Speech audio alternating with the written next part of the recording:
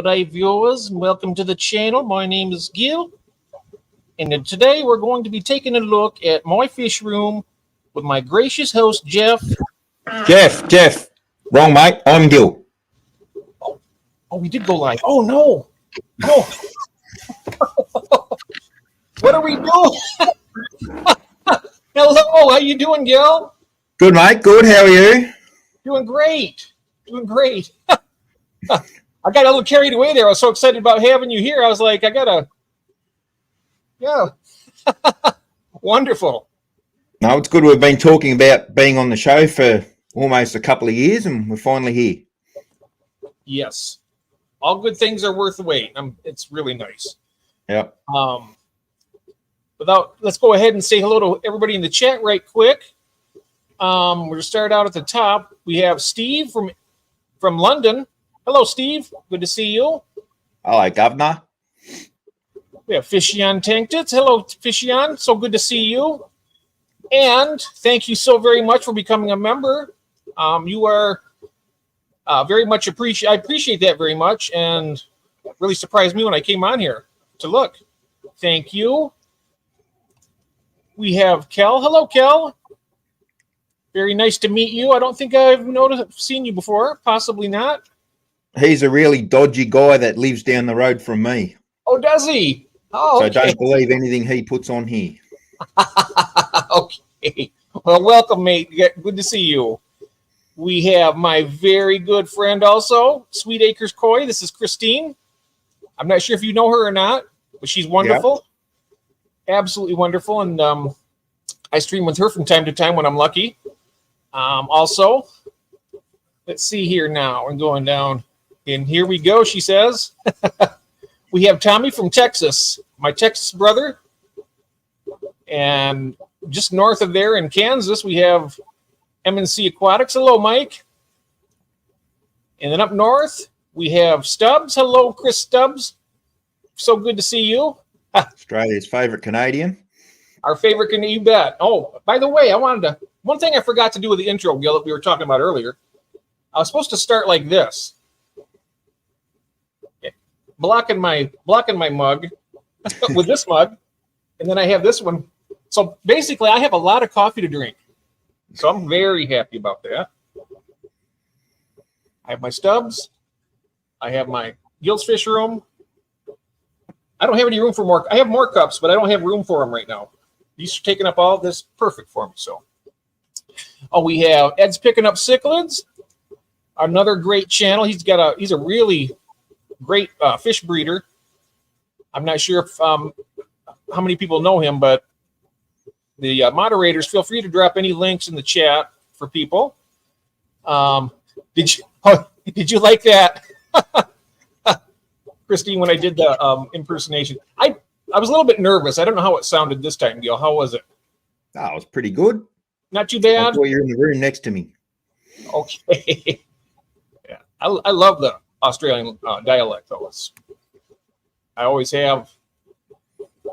Kel says, legend. Oh, and who is this suspicious-looking character in here? Oh, that's my wife. Hey, Kathy. Good to see you. Hey, now you have me on, Jeff. We're attracting all the ladies now. You better believe it. You better believe. I'm glad I turned the air conditioner on because it's going to get hot in here. Got the air conditioner on. And hello. Everybody's saying hello to everybody. It's wonderful. Well, we have a fun show set up today, guys. We have my good mate Gil here. We're going to have a chance to look at his fantastic fish in his fish room and all kinds of really neat stuff. And we have my friend Ron. Hello, Ron, from Palm Springs, I believe it is, or California. I'm somewhere in that area. Really great friend. Garage Aquatics. He's been on the show, and we're going to have him back. Shady Grady is in the... Hello, Shady Grady. I hope you're recovering well from your surgery. Really good, really great breeder also. Fantastic fish room. All kinds of nice stuff.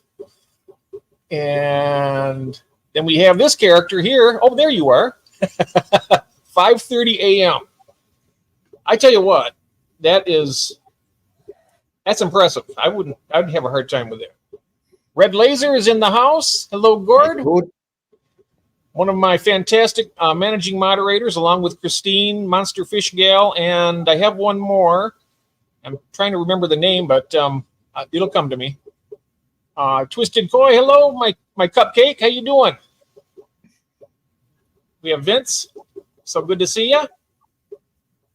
I think I actually made it. Oh, we have my good friend Melvin. Hello, Melvin. Melvin is in the building. Be sure to hit the like button to make Melvin happy, to let everybody know that he's in the building. I agree with that. Okay. I am actually caught up with the chat now. We have Mr. Fishpert from England. There we are. Wonderful, wonderful chap over in England. Good friend. He's been hanging out with me in the late wee hours of the morning when we do our late streams, which is basically a little more hospitable to you, Gil. We usually go like at midnight, which would be like 2 o'clock in the afternoon on your day off. Yeah, that's not too bad. Not too bad. Better than 5:30 in the morning, I can tell you. Just a little bit. Yeah. And so, yes. So we can. Do we want to go ahead and kick off the tour right now, Gil, or would you like to do something else first? No, play that first one first. Okay, we'll start out. What we're doing this time is, because it's so early in the morning, Gil has so graciously compiled a really nice tour of his fish room in video form, and we're going to bring it up, and then we're going to this is like a live premiere where we're actually here and then enjoy it that way, because it's really some stunning stuff here you're going to see in a moment. And I will pull up the intro, the opening, and so everybody enjoy it, and we will see you in just a moment.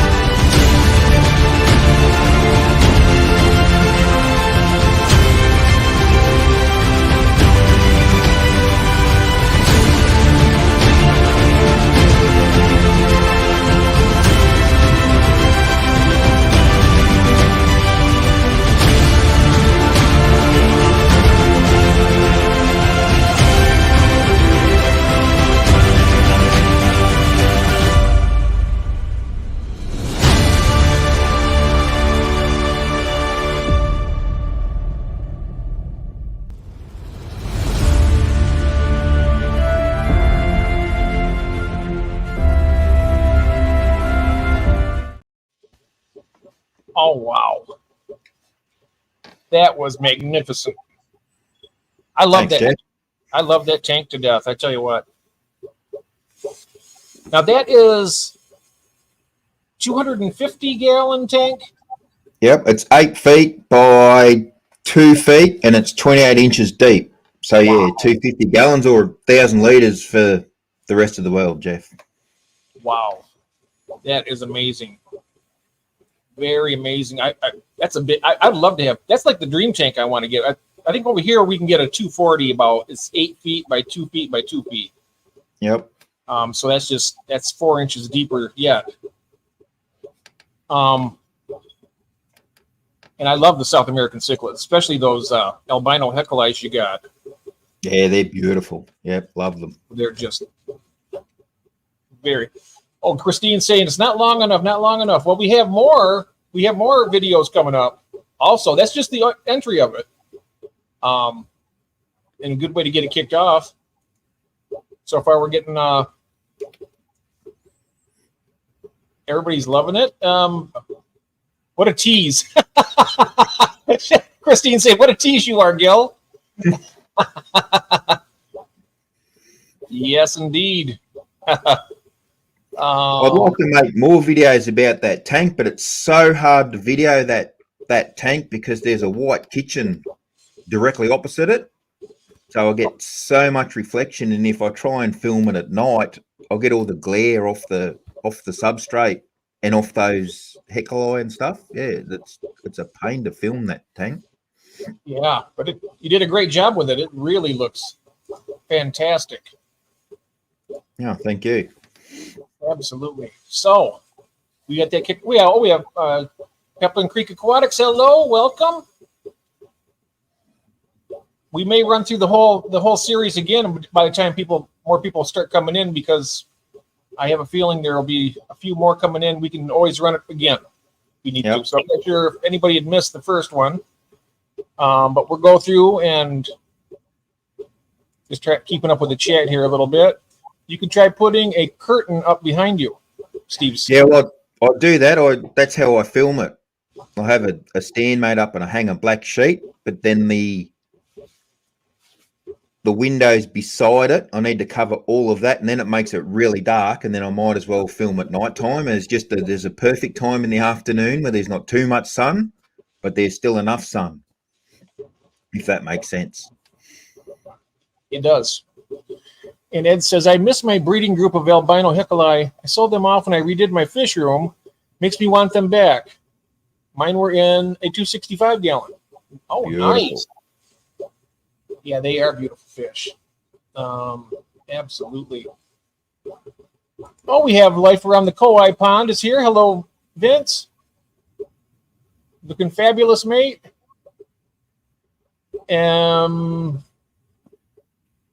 Oops. I'm trying to do this without this, and it doesn't really work. Okay, I've got turkey baster. I'm going to try to rescue a bunch of newly hatched mono shrimp. Oh, wow, that's great. A mono shrimp. That's quite a feat if you get some babies out of them. So I know those have to be bred in like a brackish water, from what I've read. Oh, Captain Creek says TM Aquatics was looking to get rid of his albino hecalites. Oh, okay. They're really expensive over here because there's not that many about. Oh yeah, they're still a price very often. Yeah, they're expensive here yet. Even they're still about $25 to $30 a piece. Yeah, well here they're $200 to $250 a piece if you can find them. So that'd be a nice breeding project for you to do that and. Well, I think it would be. That one would be worth doing. Yeah. Oh, definitely would. And we have Jamie is in. Hello, Jamie. I'm not sure where I missed coming in.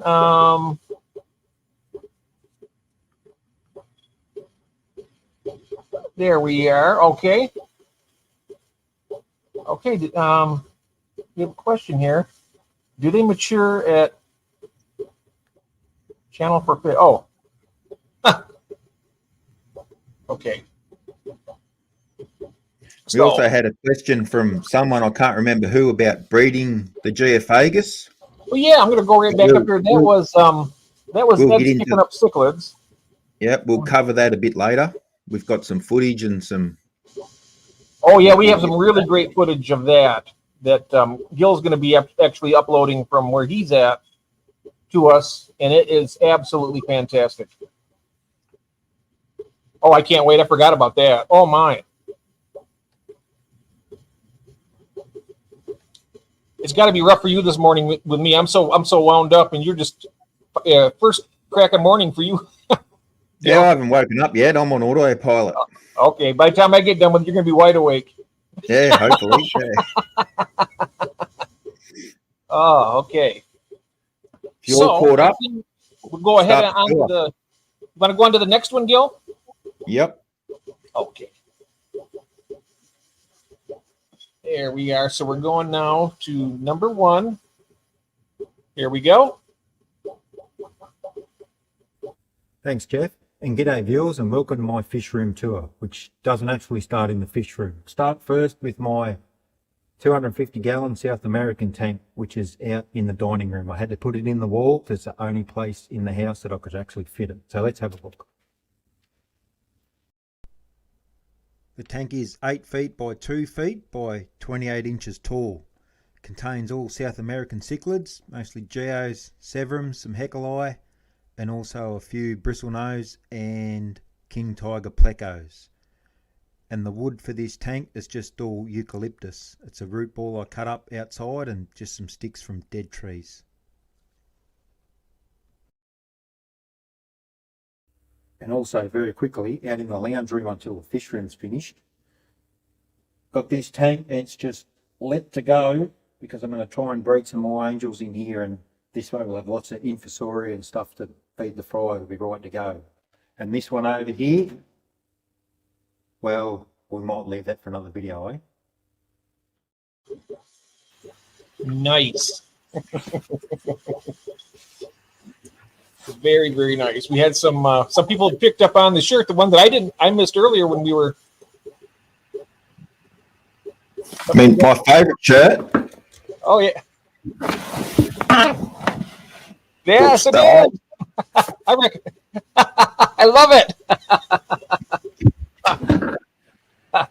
Nice. That's good. That attracts the ladies, this one. Oh, does it? Yeah, no, great icebreaker. I'm going to start carrying this around with me. Well, maybe not. Sorry, dear.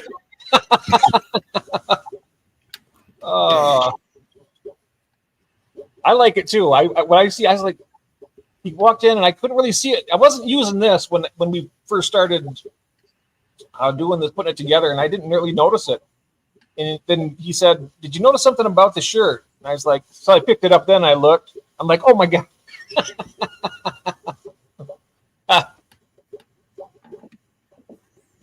I know Stubbs is probably going to want one now.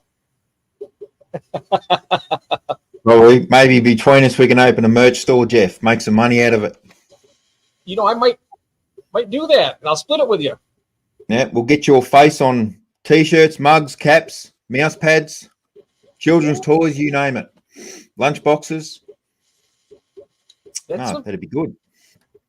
I am thinking about starting some merch, and I thought, well, that right there, it's pretty cool. I mean, I know that, yeah, it'd be great. Oh, we have, let's see here, but wait, there's so much more. Oh, yes, there is. Yeah, Kel was out home yesterday stealing some plants when I wasn't looking.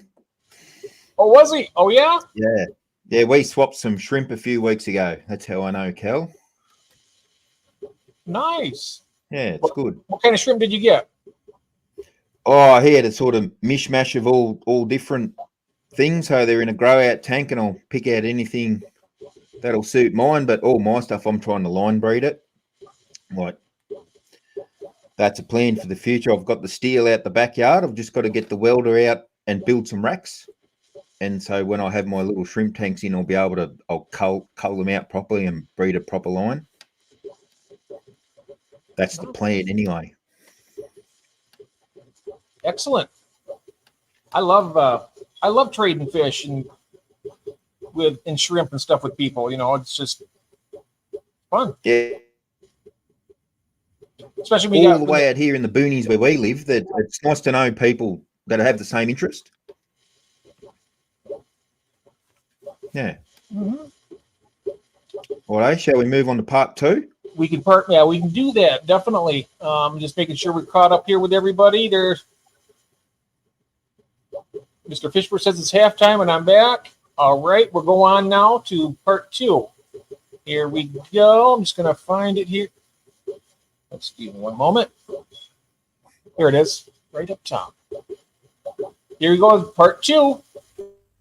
And thank you, Jeff. Now what we're all here to see, let's check out the fish room. And here we are in the fish room proper. Hello, Henry. In here hiding where it's nice and warm. Okay, first off, this is all junk. This is temporary. There'll be a big tank going here, which I'm really looking forward to, and it's going to be a biotope tank. I won't say which, I'll leave that for a surprise. Which means the man himself might have to move. We'll put him on a different wall. These are just shrimp grow-out tanks. There's some crystal reds. I've got some sun-kissed in there, green jade in there. These are all temporary too. That's my dirt planted tank with some blue panda endless and my cull shrimp. It's another grow-out tank, plant tank, and it has chili embers and yeah, odd bits and pieces of shrimp too, I think. This is just a tank with plants. This is my yellow shrimp, yellow bristlenose, and yellow snail. And if we can see that snail, I don't know if we can get it, but you can see that line in the middle there. He was a rescue and the shell was delaminating. And since he's been in here with a bit of aragonite, he's been eating a bit of shrimp food. You can see all the new growth in the front half of that shell. He's looking really good. These are just the houseplant tanks with the parlour palms and the spathiphyllum, which all flower. The parlour palms been flowering and dropping seeds everywhere. Cam lives in there, and this is just a bit of a leftover rough tank. It's got a few bits and pieces in there, some tetras, some barbs, and some catfish. And that's just growing out some moss and a few bits and pieces for other projects. And then we'll get to this side shortly. Back to you, Jeff. Oh, nice. Very nice. Yeah, a bit of a mess at the moment, but it's a work in progress. It's constantly evolving. That's what I feel about mine too. It's kind of a mess down here, but you're right though. It's never completed really. I mean, it's all just one continuous journey going. I mean, I got tanks to set up yet as well, and yeah, nice. I love the way you got your plant. I mean, your plants are just looking great in your tanks. Yeah, that's all about the light. You need that light above. That's where a lot of people come unstuck. You might have a fish tank light, but then the plants grow taller than the light, and that's what they sort of grow down. They're all stunted, or that they don't do as well. Yeah. My lady Stubbs is commenting on that handsome poster I have in there. Yeah, my favorite artwork in the entire house. Yeah, good picture in there. I was like, hey, I recognize that guy. Yep. Speaking of which, oh yeah, see that fella up there? Yep, there he is. Yep. Got one. That's the first thing I see when I wake up. Big brother. Big brother watching you all the time, Gil. Yep. Right. I love it.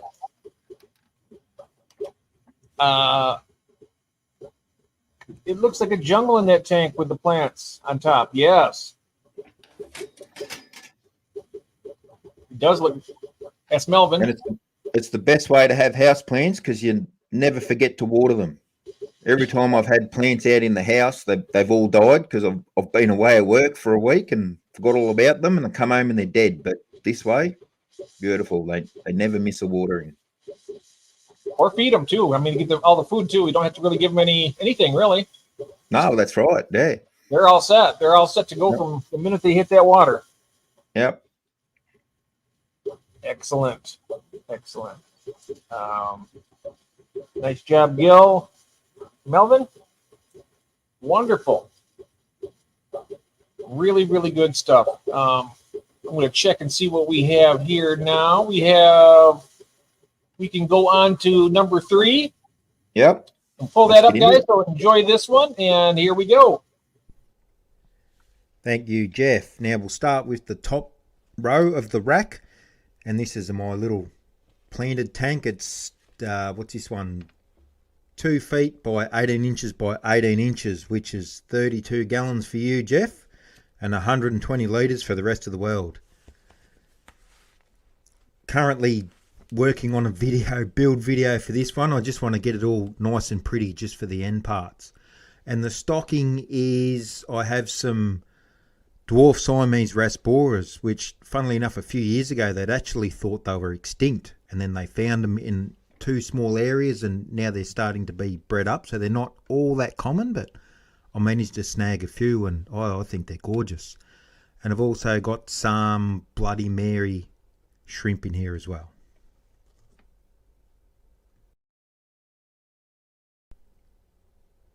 Now the next spot on the rack you might have seen was empty, but that tank is out in the shed getting something special done to it, which will be revealed at a later time.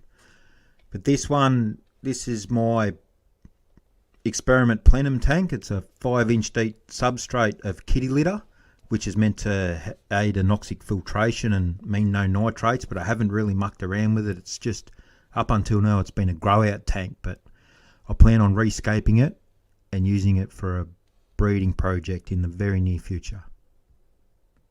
And last but not least, for the top row, this is just a grow out tank growing out some albino cherry barb fry. So hopefully once they're all moved on, I can do something special with this one as well.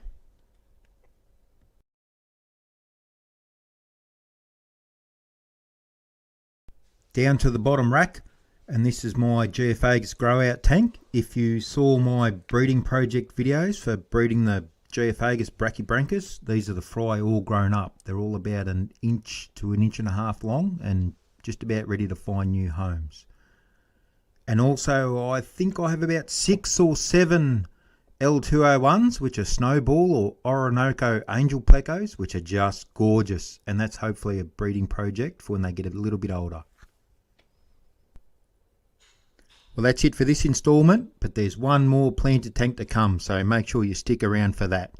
But for now, it's back to you, Jeff.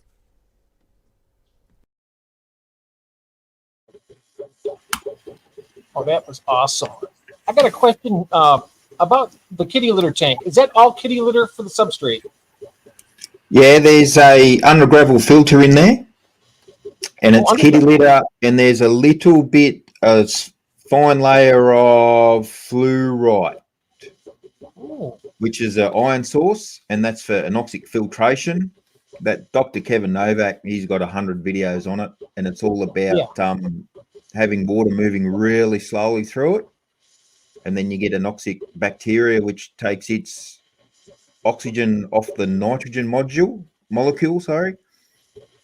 Yeah, but I set it up, and then I used it to grow out some angels and then some other stuff, and now it's a quarantine tank, and eventually I'll set it up properly and start doing some testing. And yeah, I've been following that anoxic filtration of yours. You had that one. You had like a big crate that you did. Yeah, that's the one in the sump in the big South American tank, and it seems to be going okay. Yeah, but I'll really do an update on that sort of every 6 to 12 months. Yeah. Yeah, if you guys ever want to learn about that, if I was a little more technically inclined, I would have all this stuff ready to drop the links of all these videos. But you can go back and check into Gil's playlists, I think, and you'll probably be able to find it there, I think. Is that right, Gil? Oh, I think so, yeah. There's a playlist for the filter, and yeah, it's all there somewhere. Yeah, it's and if you don't know how to do it, go and get your kids. They'll show you how to do it. And like only cost you a feed of McDonald's. Yep. I was looking at that. It's really fascinating, though, when you did the water test, you did the pH test on it, or the nitrate tests. Yeah, it's the idea is to reduce the nitrates, so you don't have to change water so often. Yeah, that's the idea behind it. Yeah. In some places of the world, the water is a lot more expensive than other, so that's something good to do. Yeah, here we use rainwater. So if it doesn't rain, I haven't got any water. So I try not to waste it if I can get away with it. Yeah. You don't get, so if it doesn't rain, you don't have water. Oh, well, I've got two. Now I'm going to use liters. Ron can convert it for us. It's two, I think they're 20 or 22,500 litre rainwater tanks. So when it rains, all the sheds and everything run into it to fill them up. They're full at the moment. But yeah, if we can go 6, 12 months, 2 years without rain here, so they start getting a little bit low. Oh, wow. I've never, we have just city water here where I'm at. We don't, and it costs a pretty penny. So it'd be nice to be able to try and do like a water catchment system. It would come in pretty handy. That's really, so that depends on if you get a lot of rain, then you can, if you don't get a lot of rain, you can't do much water change then. No, well, not really. I can use, we run the house and the yard and stuff off channel water, comes straight out of the river, but it can be a bit silty.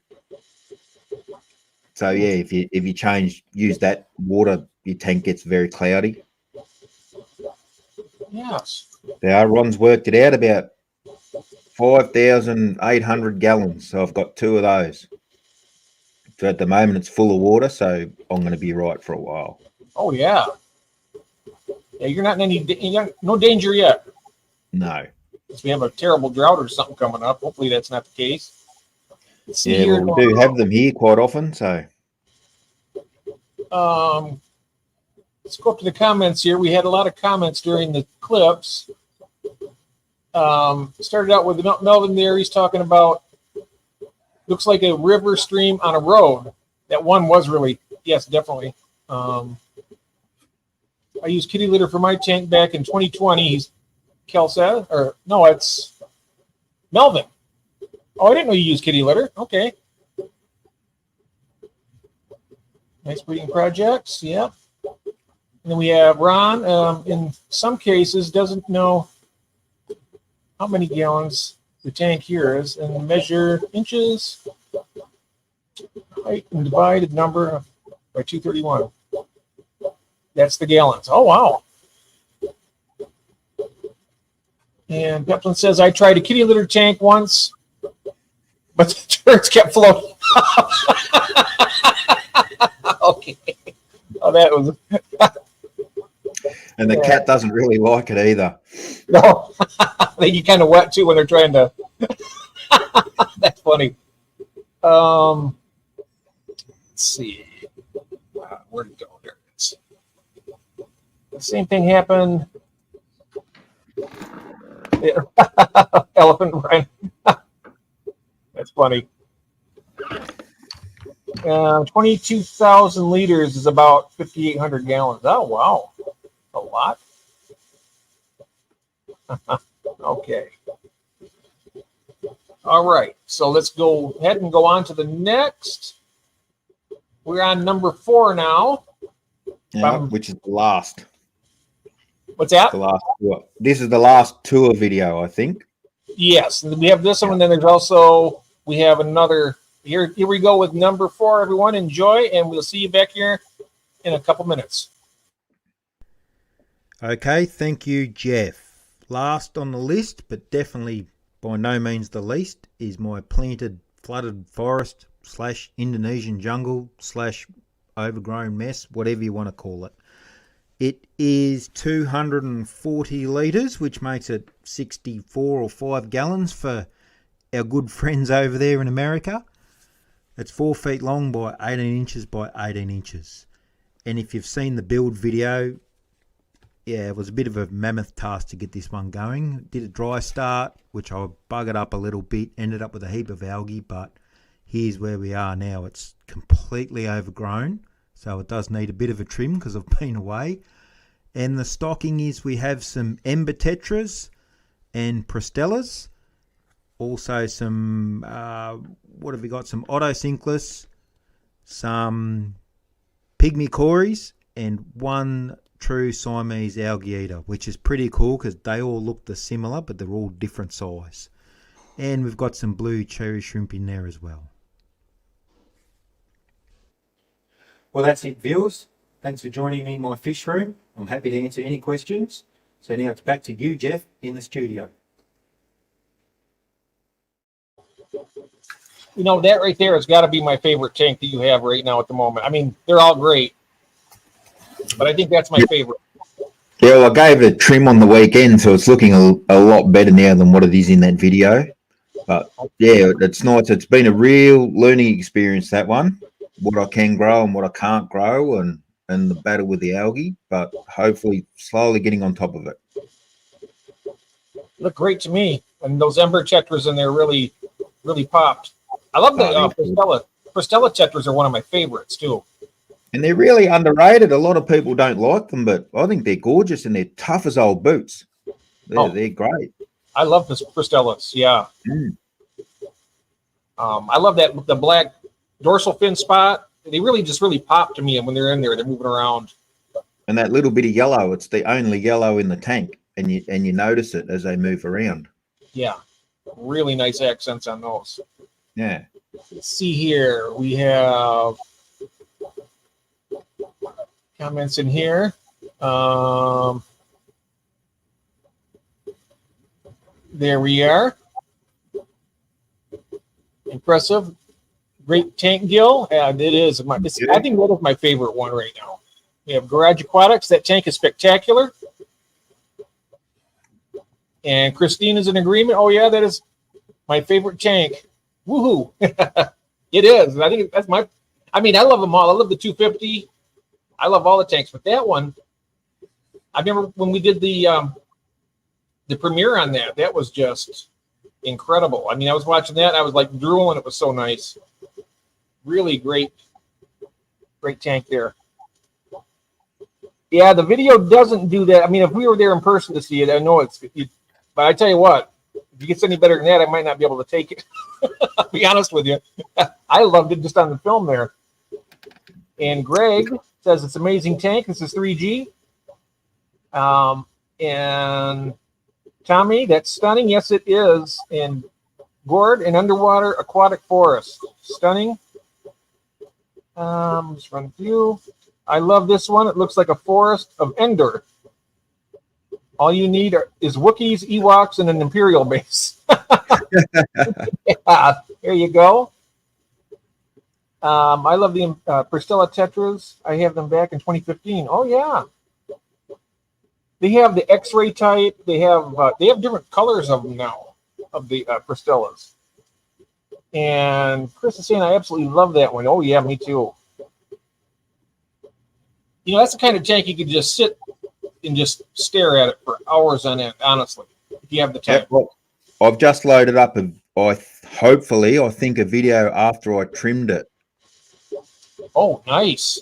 I hope, if you want to put that on. Did you already upload it? Yeah.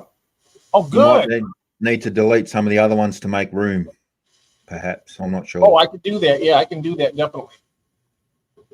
You're going to just bring it up yourself, though, right?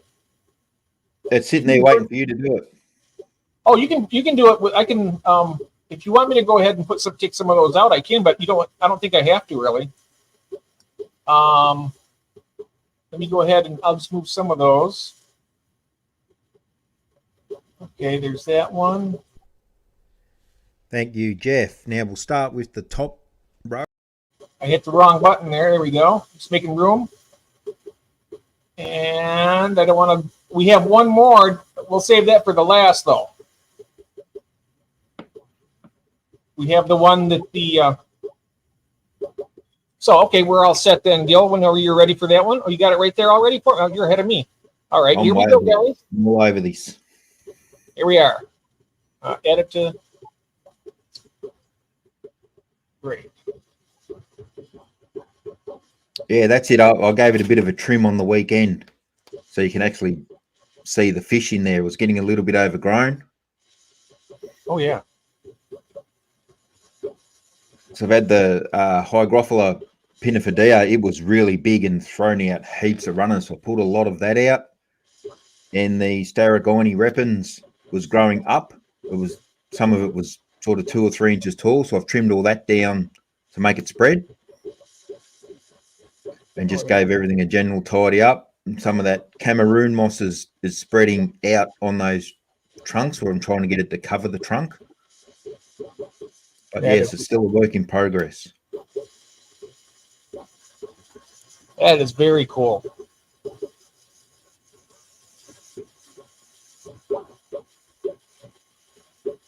That's a perfect assortment of fish too. Those ember tetras and those prostellas, they keep to their own pretty much. You got like two groups, you know.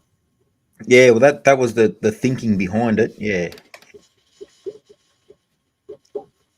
Very nice. And there's also some coolie loaches in there, and they're really cool because you very rarely see them. But at feed time, you'll see them come out, and it's like a snake. They'll cut their way through the grass and then over the log and around a tree.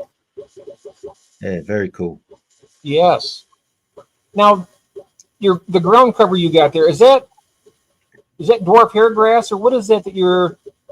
It's dwarf hair grass at the back, and down the front that is broadleaf chainsword. Can you say that again for me? Broadleaf chainsword. Broadleaf chainsword. Okay. I like it. Yeah, I did have, well, there's still some through there, Liliopsis, the New Zealand one, but it's a lot finer leaf. And yeah, I think this looks a lot better, and it's spreading like wildfire at the moment. So, and it fills it in a lot better, and it doesn't seem to lift the way the Monte Carlo does. Because at the front there, the substrate's not very deep at all. And when I first put the coolies in, the black coolies got in underneath and under all the Monte Carlo and lifted it all up.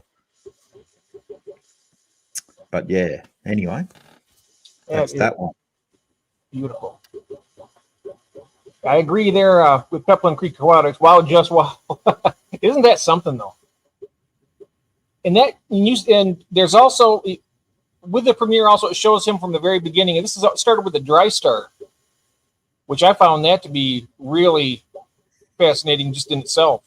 How you did that?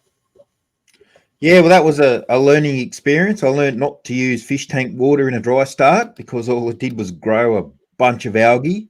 Whereas in that other tank earlier, the one with the rocks, did the same and dry start in there and just used fresh water, and it works so much better. And that one worked really, really well. But like I said, I'll get around to making finishing a build video for that one, and hopefully have that out the next few weeks. Love the Tripartia growing up the log. Yeah, it is. Yeah, that's a weed. It grows really well, and I have to stop it from trying to spread and take over the tank. Because some of those bigger trees, you don't really see behind them very well, and it's not till you put your head in the tank you can see how much it's creeping through all the ground cover and trying to take over. So yeah, I'll pull a lot of that out every time I trim. Yeah, it's a great plant. It's easy to grow and it looks nice, and you can do a lot of different things with it. Oh yeah, it looks fantastic. So natural looking, you know. It's like a slice of nature you got right there in the box. It's that's the plan. Yeah, it's not like looking at an aquarium. It's like looking at a magical scene, you know. That's what it looks like.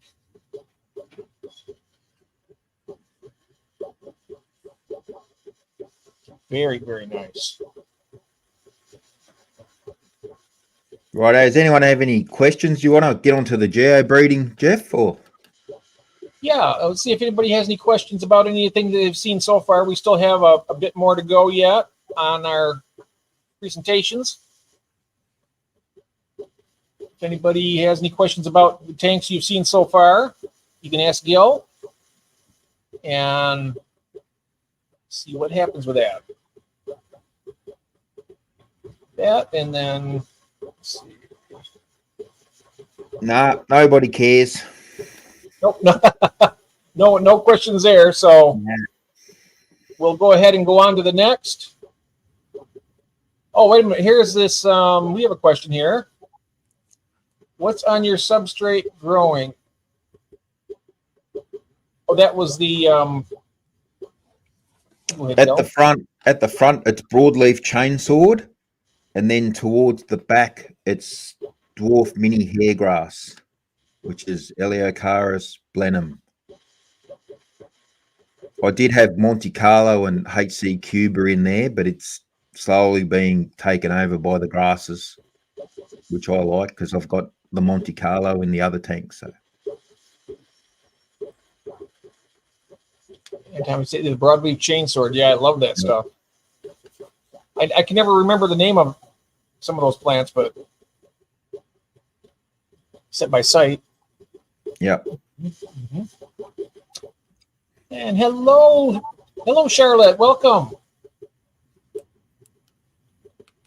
We should probably play this one again, being that Charlotte just entered. Can we start that over again? I don't know. You might have to. There we go. I just did it.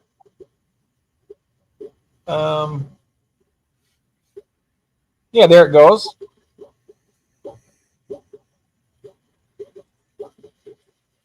What a beautiful tank that is, though. My goodness. Yeah, well, that chainsawed in there started with about 4 pieces, and it's just spread. So you don't need a lot of it to get going. Oh wow. That's how I like. That's what I like. I have the dwarf sage, and it does the same thing. It's kind of like sends out runners all over the place. That is one stunning tank. Oh wow. Yeah. Gil started that out with as a dry start, but he had a tip on there. Don't use tank water when you start it out. You want to use regular fresh tap water. Otherwise, it will. Oh, here's a question for you. What's the wood? The wood is eucalyptus. It is. Oh, I can't remember which one. It's eucalyptus.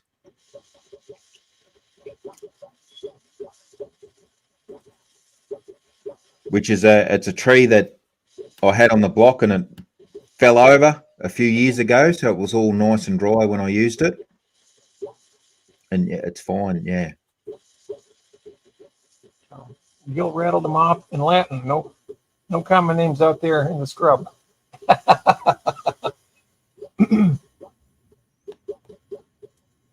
That's interesting. Thank you. Yeah, very nice. So I have a video there if Charlotte wants to watch it. The build video, I start with cutting up the wood. It goes right from the start all the way through. Oh yeah. I'm not sure if any of the mods can grab that video and put the link into the chat for that. But that is something that is really, really good. Remember, we watched that when we did the premiere and seen a lot of the work you did on it. Yeah, the only problem is me not being a technical whiz, Jeff, unlike yourself. It was put up in 480p, I think. So it's not a very good resolution, which apparently they tell me is fine if you watch it on a computer or on the phone. But if you put it on a big screen, it's a bit pixelated. Oh. But yeah, we fixed that since I can do it in 4K now. We have Steve that's going to be leaving us here. He's lovely tanks, but I'm going to have to leave. Can't shake the damn JN1 COVID. Oh, I'm so sorry to hear that, Steve. Oh, no. I hope you get feeling better, mate, as soon as possible. Take care of yourself and keep me apprised of what's going on with you. Yep, keep up the fluids. Oh, 2 new shorts today. Oh, I haven't seen those yet. I've been getting ready for this. I'm going to be watching those, Charlotte. Can't wait to see those. Oh, it's good. Definitely a good watch. Yes. Very, very nice. All righty. So now we'll go on to. We have. We'll go back to where Ed was. We were talking about the breeding, the Hecali and the Geophagus. So we have that one to bring up now. Yep, righto. We'll find that one. I remember how that one. And we'll get rid of the other one first. We'll remove that one. Okay. Now I just need to find it, Jeff. It's here All right. somewhere. It's not No that problem. one. This one, I think. Everybody wishing Steve well. Thank you guys for that. Yeah. And welcome back, Rob. And here we go. This is a really fascinating piece. And I tell you, I see this, and it is, well, I'm going to shut up and let the video speak for itself here. Here we go.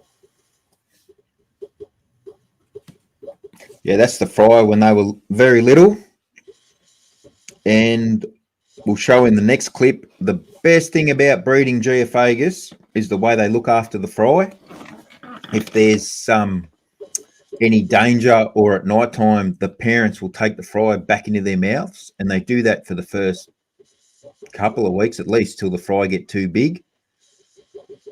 So I got footage somewhere, I don't know, it's all in the breeding video. I'll show them taking them in, but we'll put another clip up in a moment where they actually spit them back out, and that's pretty cool.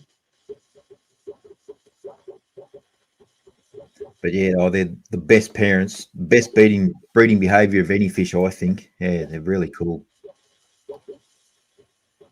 Oh, they are. Yeah. Now, in this clip, it shows them where they're carrying them too, right? I think it does. Nah, that's the next one. The next one, yeah, okay. I don't want to give it away. That's all right. Well, look at that lipstick. Beautiful lipstick on that fish. Yeah. Wow. Right, if you stick that next one on, Jeff. Alrighty, here we go. This is one I really find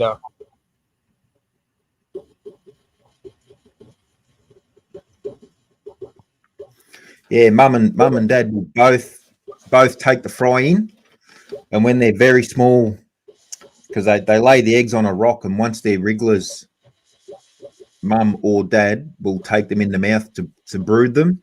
So mum will have them for one day while dad can feed, and then they look like they're kissing, and they transfer them across so the other parent can eat for a day.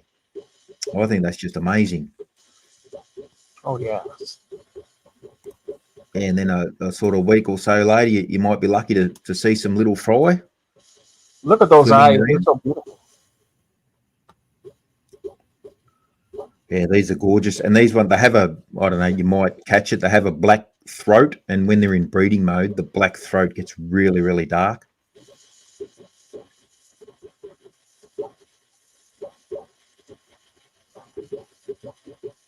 It's coming up here. They get along really well together. They're not overly aggressive with each other, I see. Well, they're holding the fry. Once they sort of got a few weeks old, the male started attacking the female, so he went out. But they're geos are generally pretty peaceful. You'll have one, if you have a group, there'll be like an alpha fish, which is usually the biggest one. Oh yeah. That's the feeding short.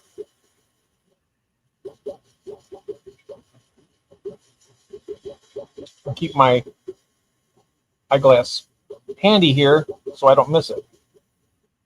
Okay. Those streamers on those, the ventral fins and the caudal fin, that is really, I love how long those are. Yeah, there they go. One there just they spat. Now mum will let some go. That is so cool. Usually in fish, it's usually one or the other will hold them, but with these guys, both parents hold them. I find that really, really interesting. Look at all them fry.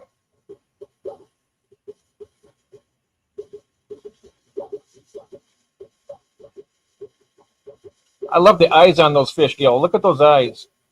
Yeah. I mean, it's red and black. It's just beautiful. And there's so many different species of geo, and they all look similar at a first glance, but then you look closer, they'll have different stripes or a different spot or a slightly different body shape. Yep. Yeah. Oh, yep. Love geos.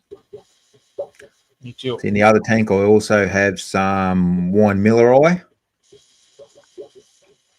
Oh, I love I've those. also got some pyrocephalus, which is the new name for the old redhead Tapaho. Have you ever had the Sveni? No. I was looking at those at one time. Oh, they're beautiful. If you get the right lighting and the right conditions, they're just iridescent. They glow. They're beautiful. Every time you see the red horizontal stripe in the eye, it is great. I love it. It's things like that I really pick up on. They're like gems. Then they turn their eye, and it's like, wow. Yeah. Because I think a lot of people, if you see them in the shop, they're always small and they look really plain. And if they're people might have one or two in a tank, and so they're going to be a little bit stressed, and especially if they're in with bigger fish, they'll be stressed and they won't color up like that. That's the main thing with a lot of fish is if they're stressed, you don't get the color out of them.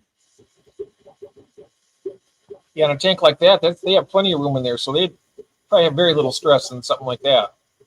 Yeah, well, they're in there by themselves because they breed all the time in the big tank, but the eggs don't even last very long. The eggs get eaten straight away. Oh. And occasionally you'll get them where the male's he's really aggressive and he will keep the other fish away, but they'll hold. You'll get them holding, but yeah, once the fry are out, they sort of really haven't got much of a chance in that big tank.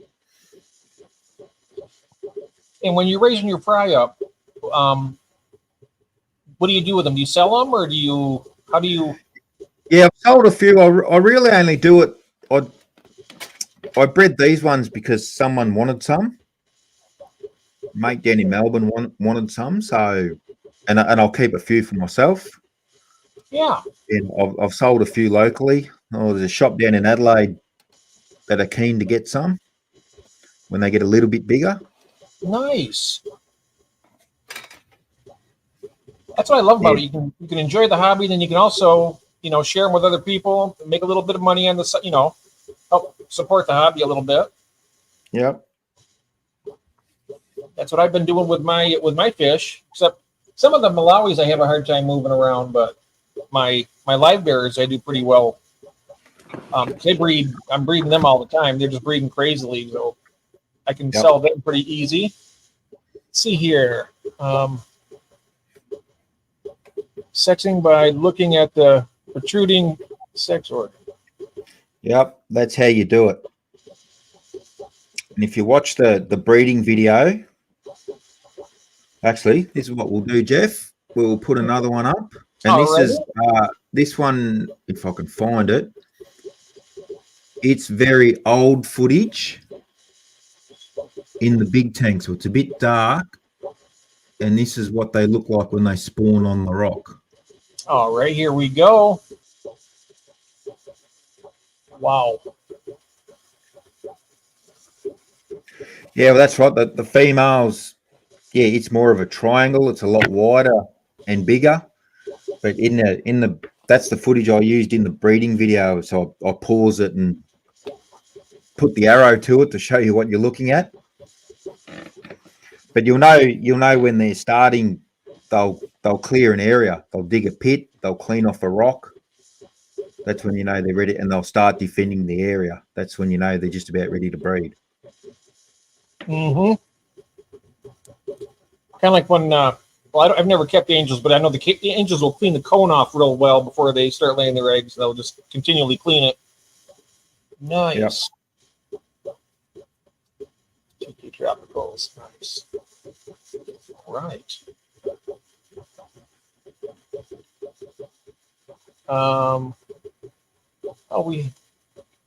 Good morning, Goodwood. No, they were talking about to get the trick to get them to breed. When I played the guitar and they had the romantic music to get them to breed. That's what they're talking about. Yes. Well, it worked. Put on the Barry White for them, right? Whoops, excuse me. Yeah. Find my. Oh, there it is.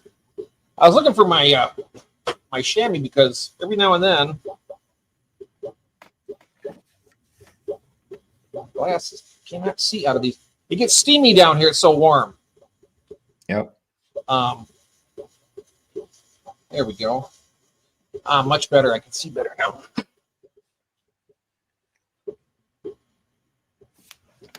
Excellent. We still have some of the in the studio yet. Is there any others you'd like to play for us? What would you like to see, Jeff? I think I'd be happy with just about anything. I love it all. Whatever you'd like to pull up. I think here we go. We'll feed the big tank. That's what people like to see, fish eat food. Yes.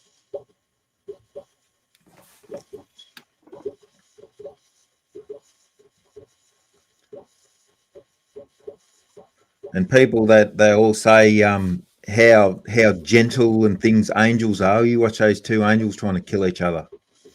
Oh yeah. Oh, they were unbelievable. They were just constant.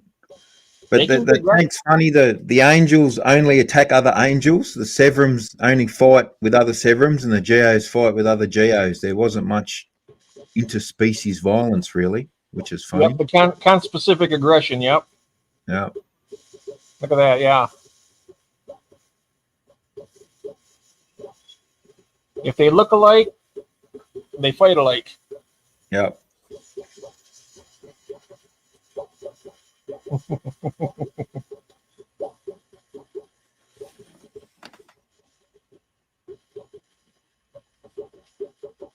I love the Severums too. They're just beautiful. No, they're my second favorite fish, Jeff. Love them. I love the chocolate cichlid too. Look at Yes, him. I'll do it. Yep. Most dangerous fish on the planet. Is it? No, well, I did a video a couple of years ago because chocolate cichlids are so peaceful, and which they are. He's really good. Like he'll eat anything that can fit in his mouth, but he's generally pretty good. But I was out in the lounge one night and I could hear something go bang.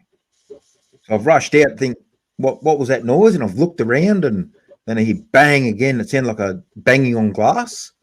So I checked the windows. I thought one of the dogs is trying to break in or something. And a blowfly had landed on top of the tank and was walking around, and Derp's trying to jump up through the glass to eat it. Oh wow! Yeah, so I whipped the camera out and made a video of it. Yeah, showing how dangerous these fish can be. Yeah. You wanted that bug, right?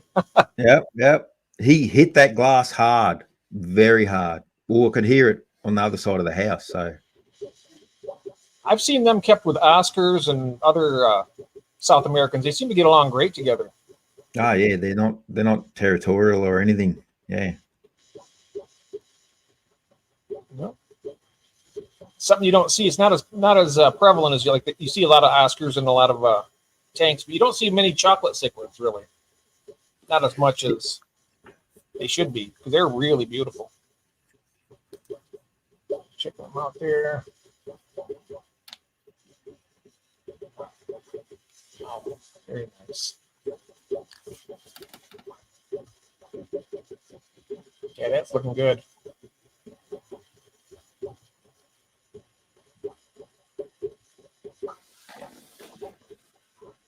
Beautiful.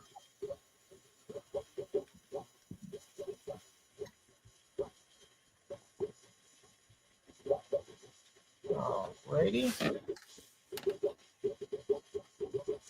Let's see now. I know we have another video coming up also.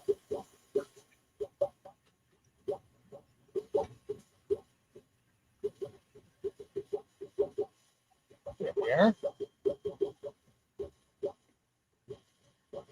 If we want to, we can put this one up now. This is the one that that was compressed. We had some difficulty with it at first, but my wife, she's a magician when it comes to the technology, and she was able to get it set up right. It's this is a time lapse. So let's go ahead and check this out, guys. This is really a lot of fun. Here we go.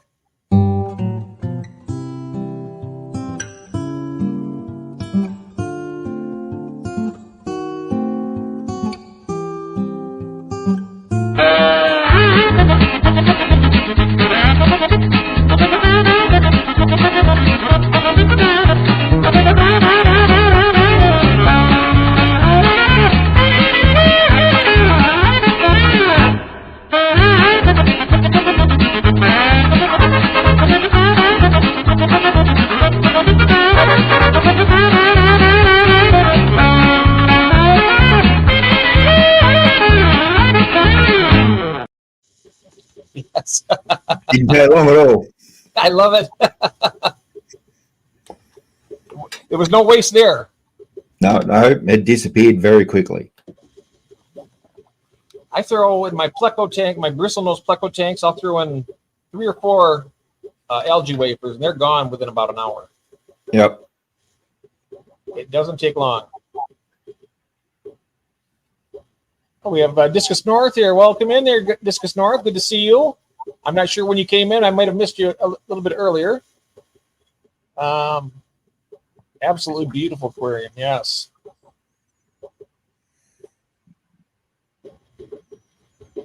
Yes, that was really nice.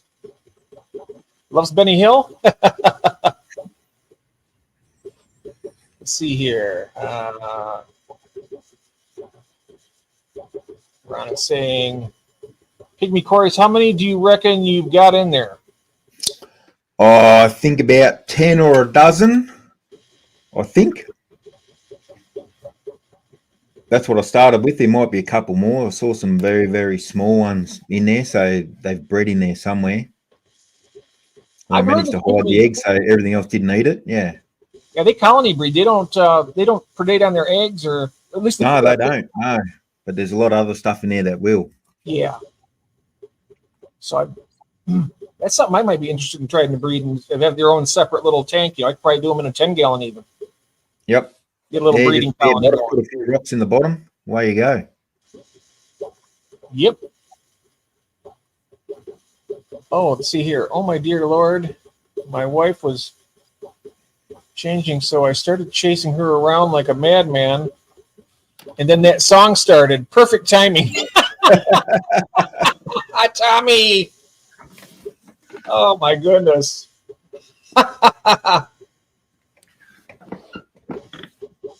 Patting Jeff on the head. Yeah. That's a good one. Thank you, sir. No worries. Just arrived. Well, I'm glad you're here. Hello, June. How are you doing? So good to see you. Sorry, June. No Arnold this morning. Yep. No Arnold. No. But I still have blue eyes. Not as blue, though. Here we are. And you notice June has a little star next to her because she's became my very first member on my memberships. And that was last night. And I really thank you, June. That's so nice. Makes me give me a little more confidence to try harder and do better stuff. That's always nice. Tommy says, we laughed so hard that we fell on the floor. That will be one of my final memories when I die. Oh, yeah. That was good timing, wasn't it, Tommy? Chasing the wife around. Looks like way more. Nice. And June says, I've been working on a tree tank. Oh, nice. Wow, that'll be cool. Yes.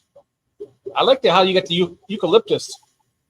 You know, the thing about eucalyptus is I'm allergic to the actual scent of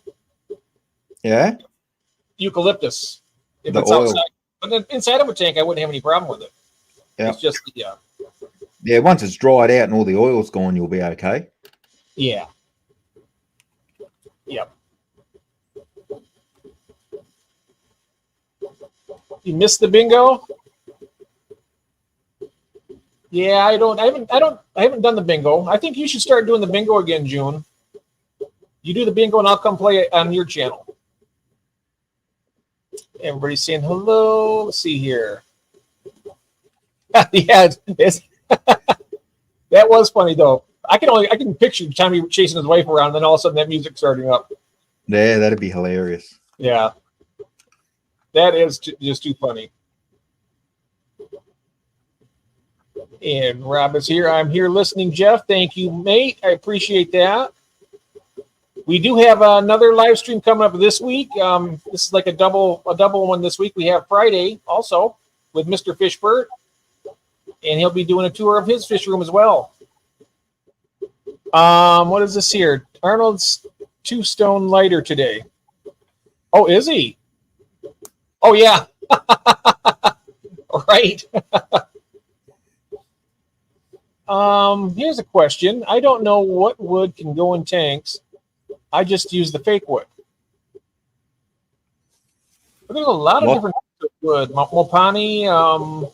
It's like you can't use pine because of the resin. Don't use any sort of conifer pine trees, and don't use anything that's really soft, like what cork will fall apart. Grapevine tends to fall apart, but any sort of hardwood, as long as it's been dead long enough, you should be right. Yeah, I know I've seen different names like Mopani and Spiderwood and all different types of driftwood that you can use. We have Small Time Tanks has joined us. Hello there, Joe. How you doing? How you doing, Joe, today?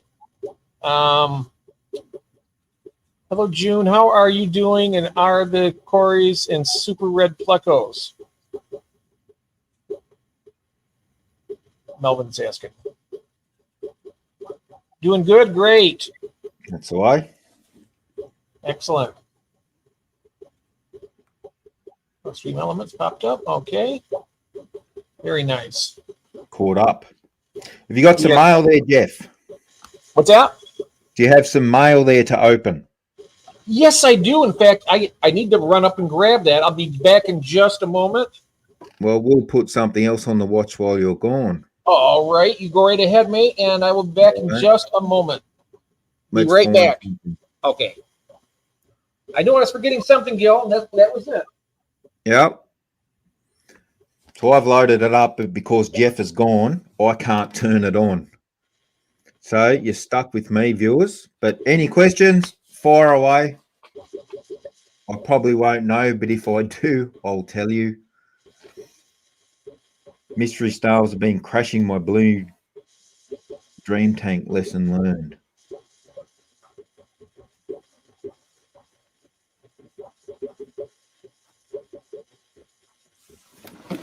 Yeah, snails can take over if you overfeed. But mystery snails, I've just recently got some blue mystery snails, which I'm going to put with my blue dream shrimp, and I got some jade green snails to go in with my green jade shrimp. So hopefully they come good. They're only very small at the moment, so hopefully they colour up nicely. And I like the blue dream chinks. They have that blue foot, the black foot, and that stands out. I think I really like that. And having the snails in the shrimp tag, it's good. That means there's calcium for everybody. So have you got wine Millerai? Yeah, I have wine Millerai. Mine are still only growing out, but that's the plan to go in my big new tank. I'm going to build a tank just for the wine Millerai.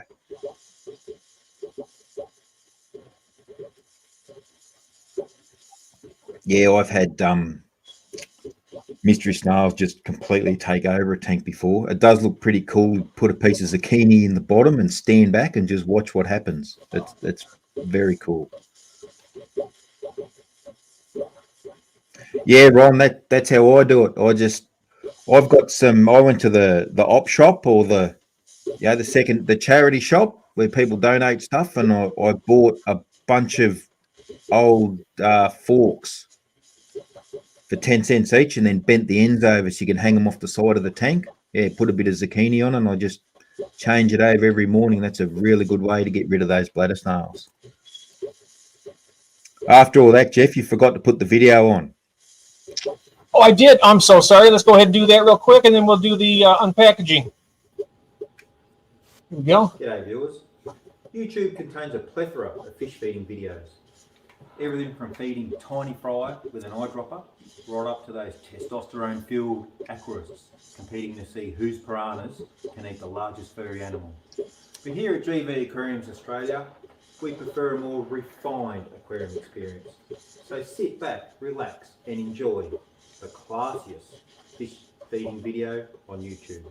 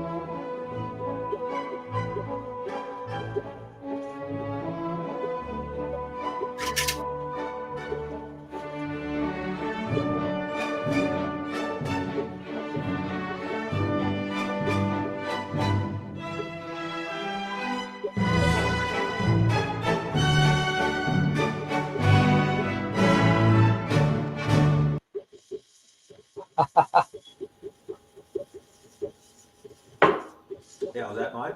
Pretty good. Right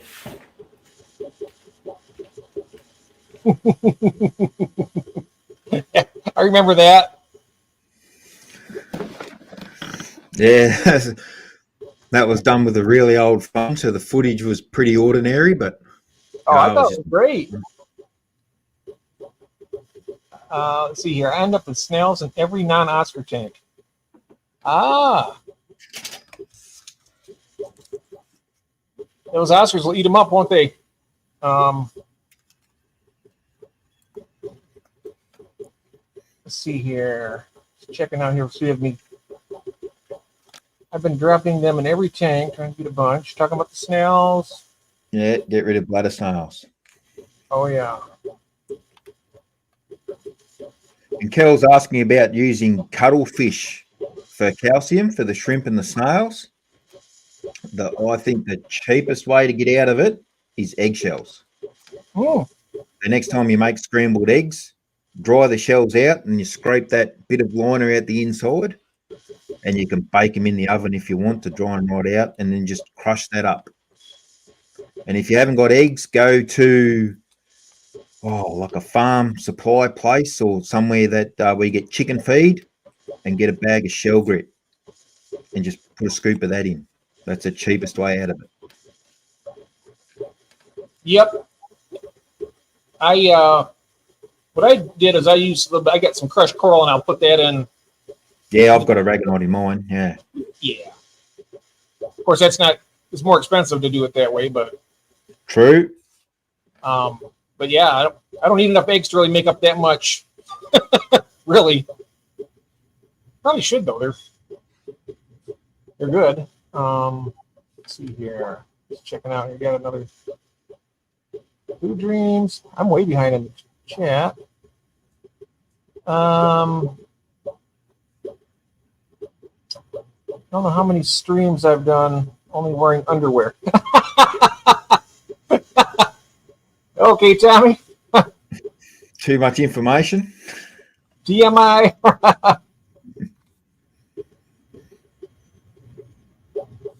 Is it with or without Benny Hill?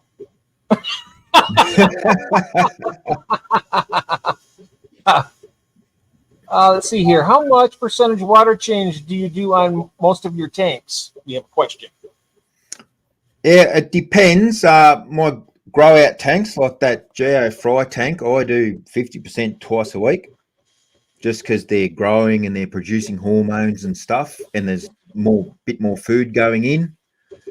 Oh, generally everything else, probably 20 to whatever. It's mainly just check your nitrates and stuff. Look at the fish. That big tank, I do almost 50% every 2 weeks. I could stretch it out to a month if I want to, but yeah, I'd like to do it at least every couple of weeks for me. But those smaller planted tanks, they only ever get topped up.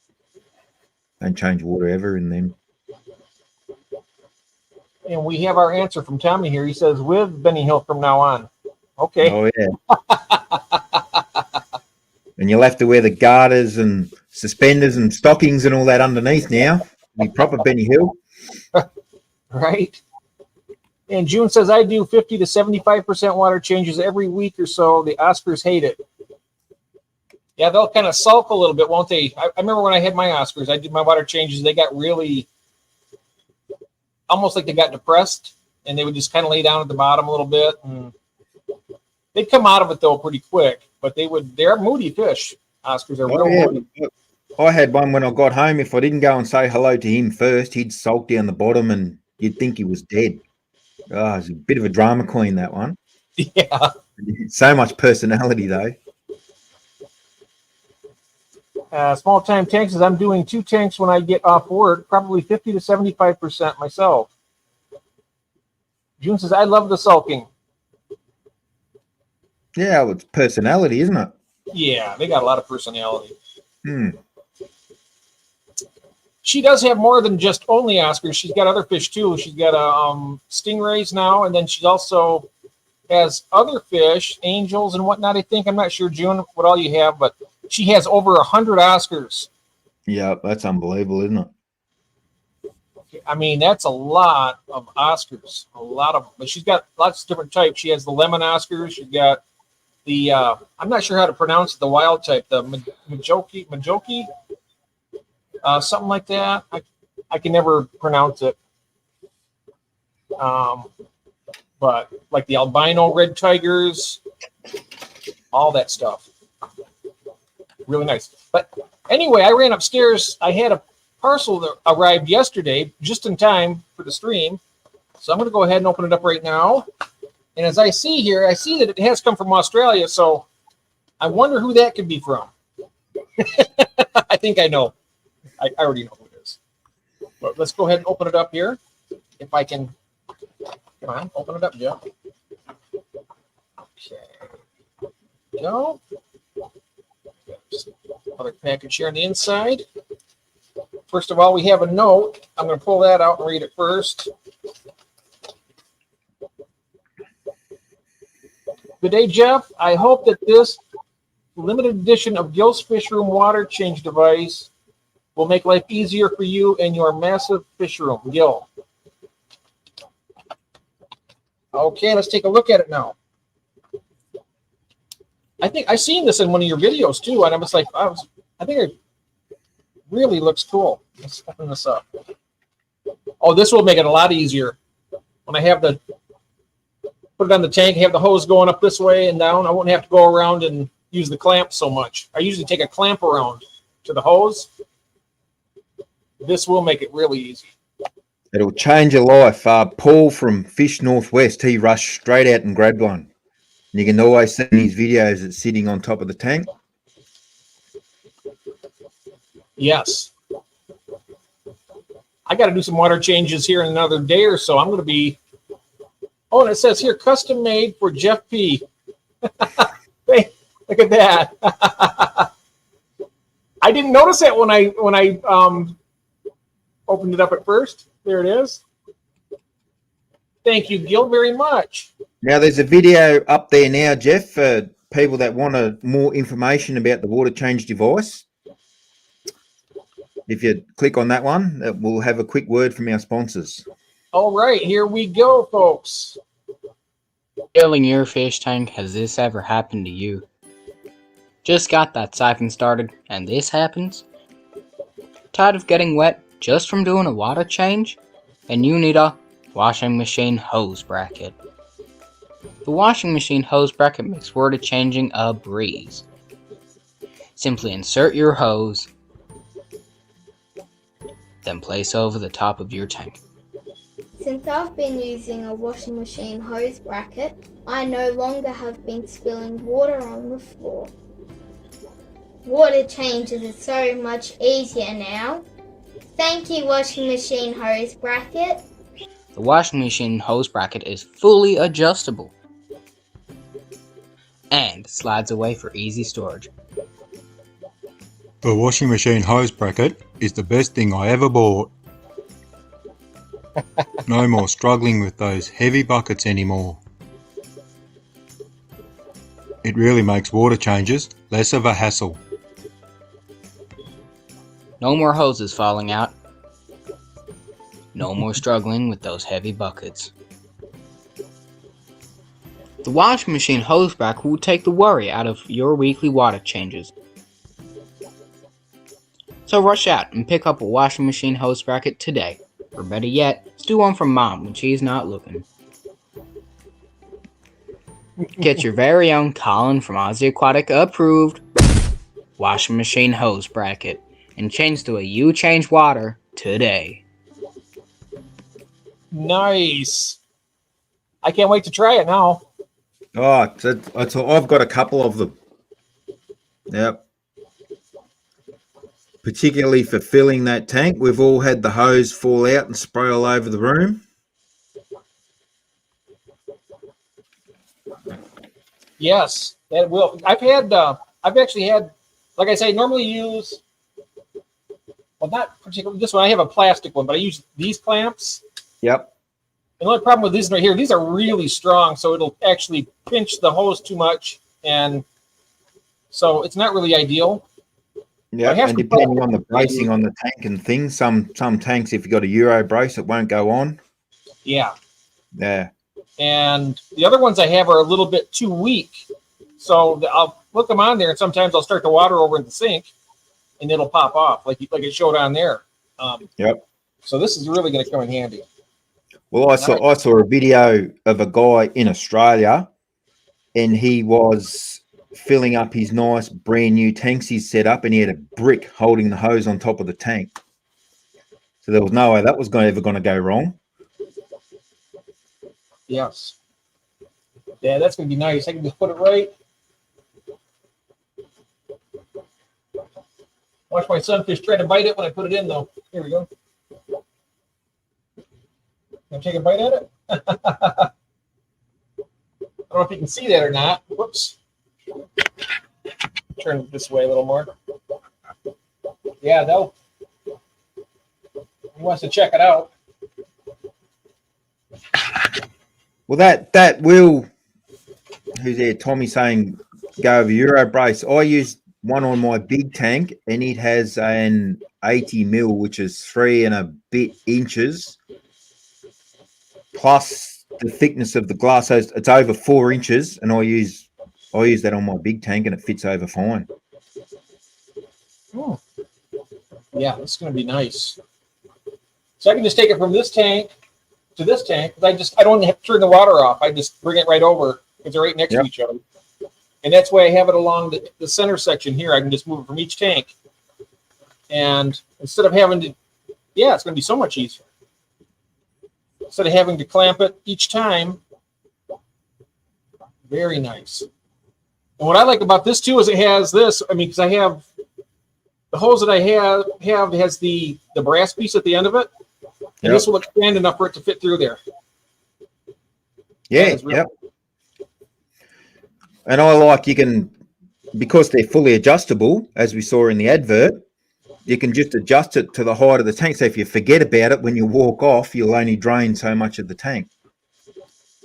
Oh, yeah, I didn't think about, great for draining it too.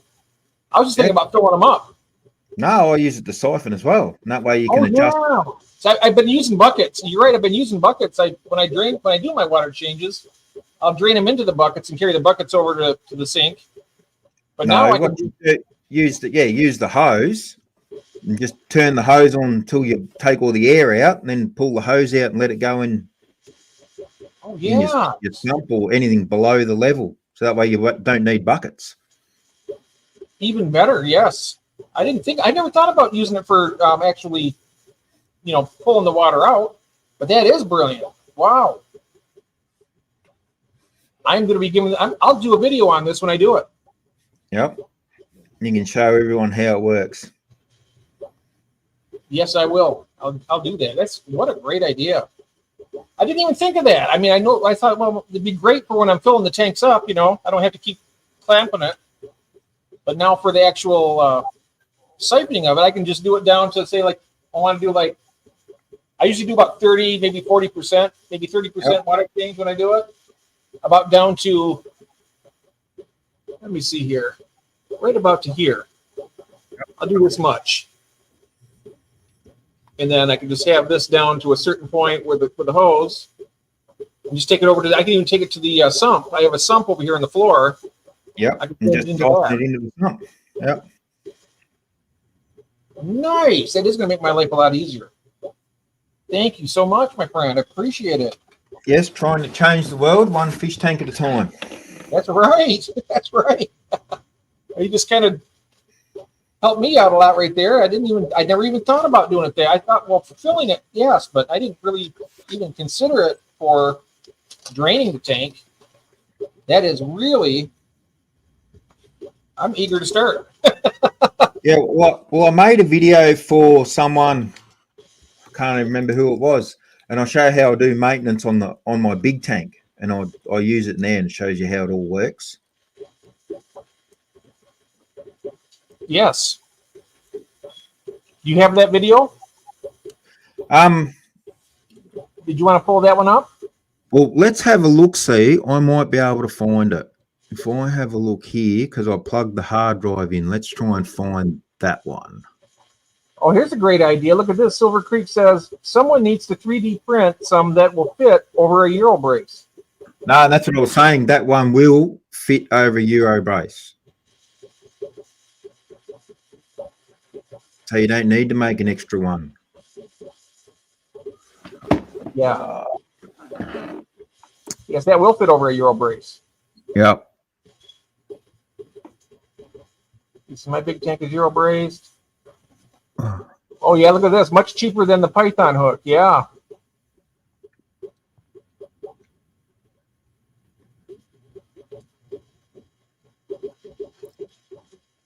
Look at that. Nice. Clean that. Not that one, not that one, not that one. I'll find it, Jeff. I'll find it. All right. Tommy says they have them on Amazon for $6.99, getting a couple. I seen on the video they showed they were 49 cents. No, wasn't it? Was it 10 payments of 49 cents? I can't remember. Oh, was it 10 payments? Oh, okay.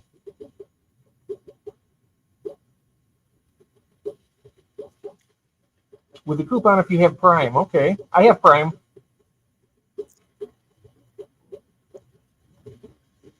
Silver Creek, you are my new favorite. My other favorites can deal with it. Yeah, Tommy there. Hello, Nathan. Good to see you, my friend. I'm just catching up with the chat here. I'm not sure how long you've been here.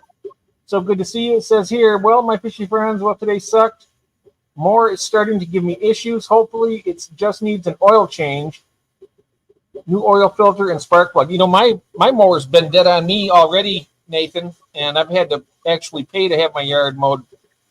Tried to get it fixed, and they couldn't fix it. So I've got to buy a new one at some point. And there we are.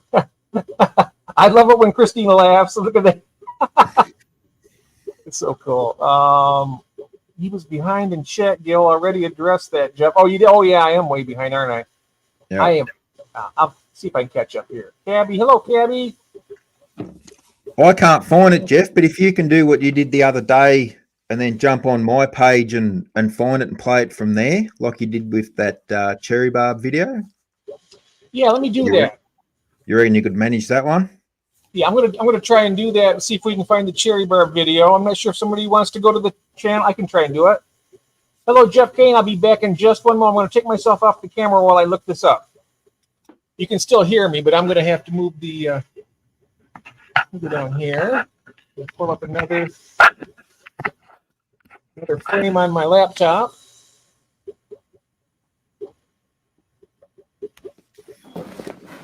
So lucky Jeff is a bit of a technical genius because it's beyond me. My kids are still asleep, so my IT team isn't available at the moment.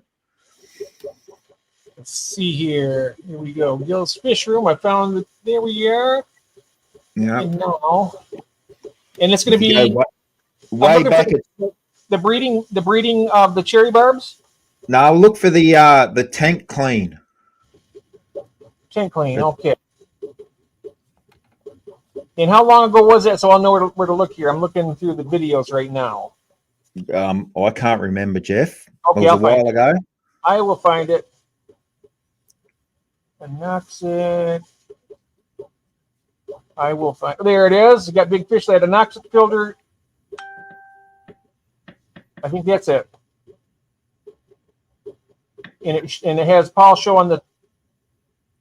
Yep. Yep, right. That's it. Okay, got an ad there. Okay, we pause it right here for a second. I'm going to come back. And then I need to present, share screen. And then we have, here we are. And then I'll bring it up on the,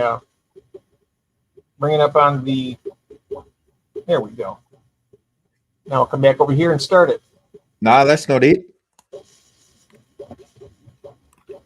Wrong one, Jeff. Yours? Well, that's not it? 14 Yeah, months. that's the wrong video, mate. Kevin that's the wrong video. Novak Whoops. VTB basket. Yeah. To see if it would Let me reduce go back. nitrates in my. Sorry about that. Okay. Let me get on back. Content. I'm looking. Sorry. I'll find it. It is.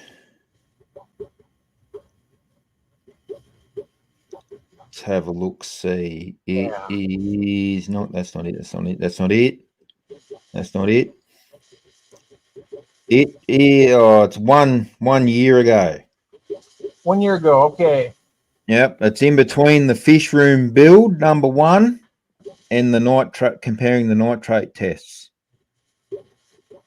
All right. Oh God, it goes for 9 minutes, Jeff. So I wouldn't be too worried about showing. I didn't realise it was so long. Okay, here we're a year ago. How to clean your freshwater sump?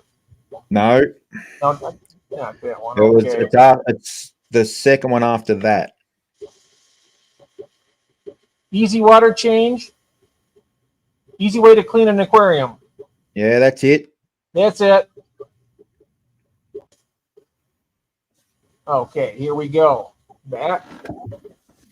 All right. We're getting it. Sorry about the share screen. Share screen. There we go. Got it. Share, and I'll bring it up on the stage here. I tell you what, a year ago, I wouldn't even have thought about doing any of this. Here we go. Now I it's great work. I'll come over here and start it now. Yeah, you can probably skip through the first bit of it if you like. Make it a bit shorter for everybody.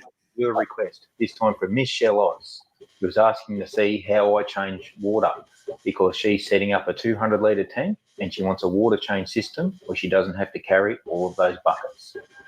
So, Shell, I'll show you a few simple tricks that I use and a few of the gadgets that I've used. Some bought. Put on the full screen, Jeff, show you and how to use the legendary Colin from Aussie Aquatic approved water change device.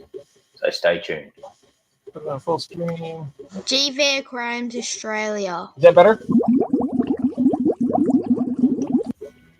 Okay, Not Bills, really. today we're going to do some maintenance on my 250-gallon South American tank, which provides its own challenges because it's mounted in the dining room wall and it had to be 4 feet off the ground so the back of those dining chairs wouldn't hit the tank, which means the top is a whopping 6'5" or 195 centimetres off the ground. So even though this tank might be a bit higher and a bit larger than most, the methods I use to change water will apply to your tank at home. And so just like Shell, I didn't want to be dragging buckets all the way up and all the way down just to do a water change. I've installed a little runoff tap from the washing machine plumbing, and it just runs around and comes off the edge of the stand. So at the start of any good water change, I always like to get out the gravel vac. Sprawling on the lawn? That's an oh please moment. Stay protected this summer with 20% off your first. That's not a gravel vac. That's a gravel vac. Now, instead of gravel vacuuming into a bucket, we're going to connect the garden hose and run it straight out on the yard. But first, we need to flush the hose out to make sure there's no spiders or any insects have crawled in there while it's been stored outside. And now I made this gravel vac to clip straight on the end of that hose, and I'll show you 2 different methods of beginning the siphon, and none of them involve sucking on the end of the hose. So when the gravel vac goes, we let all those bubbles come out, and then we turn the tap on, and we allow the water to force all of the air out of the line so we can start the siphon. And so this is what you can do, Jeff. So once there's no more bubbles coming out, means the hose is full of water. So we hop back down, and we'll turn the tap off, and then take the hose off the end. Take it outside, and because that hose is full of water, when we open up the other end, that'll start siphoning out the tank. Now, method 2 of starting the siphon is probably even easier. We just take a fitting off the hose and then duck down the pet shop and grab one of these Aqua One cheap little gravel vacs. This one was about $10, but we're not using it for a gravel vac. We're going to take the bell off the end, and once you've done that, it slides straight over a standard 12mm hose perfectly and forms a pretty good seal. And then we give it a few pumps, and that'll start the siphon. How easy was that?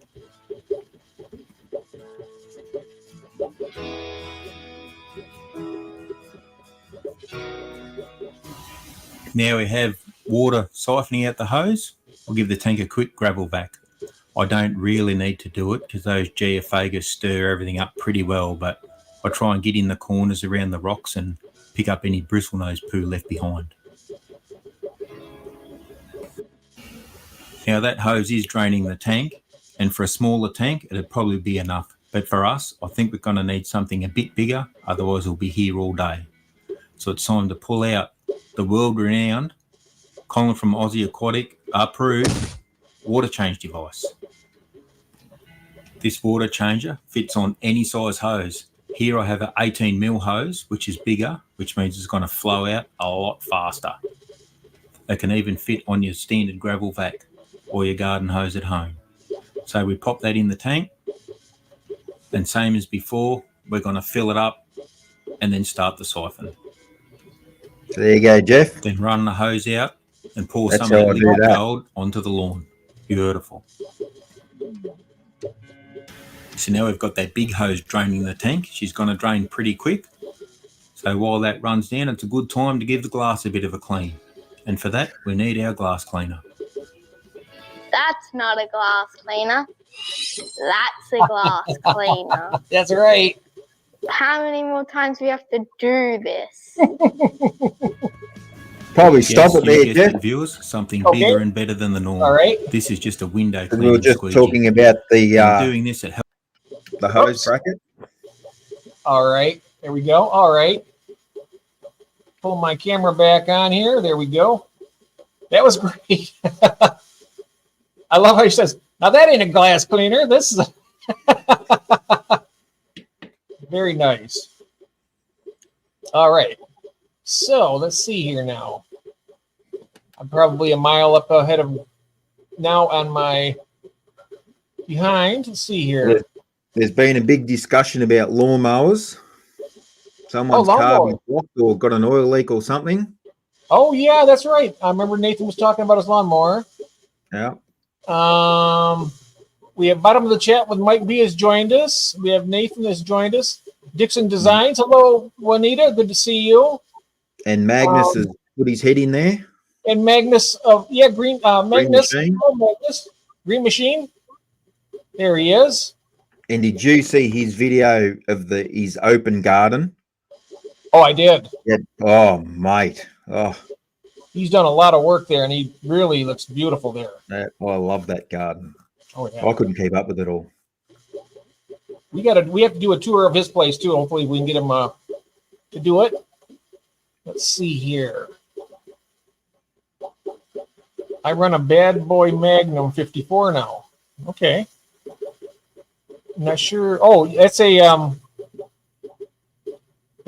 zero turn mower. I think he's talking there. Yeah. Okay, let's see here. I'm just making my way down the chat. I know I've probably missed a lot here.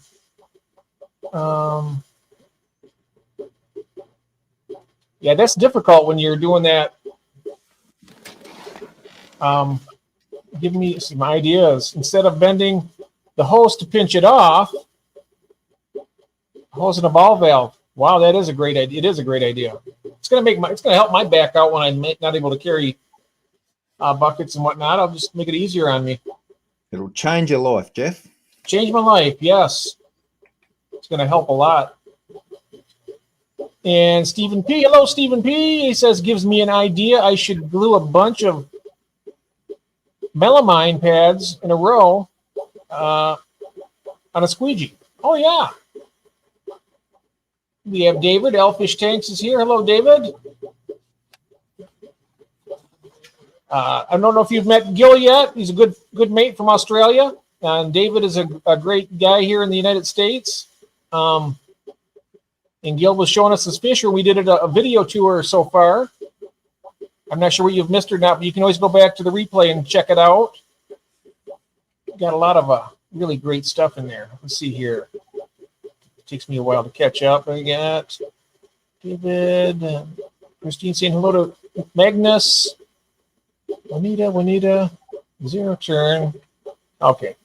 Making my way down the chat, guys. Bear with me for one moment. Yeah, I think you're just about there.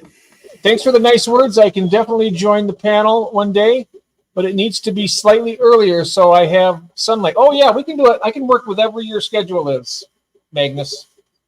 We can definitely have a special live stream. Just let me know what time is ideal for you. Now, I wanted to try and make this easier. Gil's done this at 5:30 in the morning, guys. I want everybody to know that. He's in Australia right now. It is just now 7:19 in the morning. Yep, 20 past 7. Yeah. And we started at 5:30 in the morning. So that's really, I'll tell you one thing, you're a lot nicer in the morning than I am. I'll be honest with you. I'm not a morning person at all. And, generally not me either, but no, well, we're here, had a coffee, we're all good. oh, good. A lot of times when we're doing our streams, we might even have to take a break and grab a coffee. You can always do that too. It's like yeah, no, we'll be right. I'll power through, Jeff. I'll power through. You power through it. All right. Yeah, we'll push through the pain. We'll get there. Yes, we're getting through it here. Jeffrey and then Green Machine. Making my way downtown. Yep. We're getting there. Magnus and Juanita. We are. My goal is to dig all the grass away before I retire, so I do not need a lawnmower. Hey, that's an idea. Mm. I don't mind doing as long, what bothers me the most is if my mower is broken. I mean, my grass starts growing a little bit. I don't like it. I like to keep it nice and trimmed.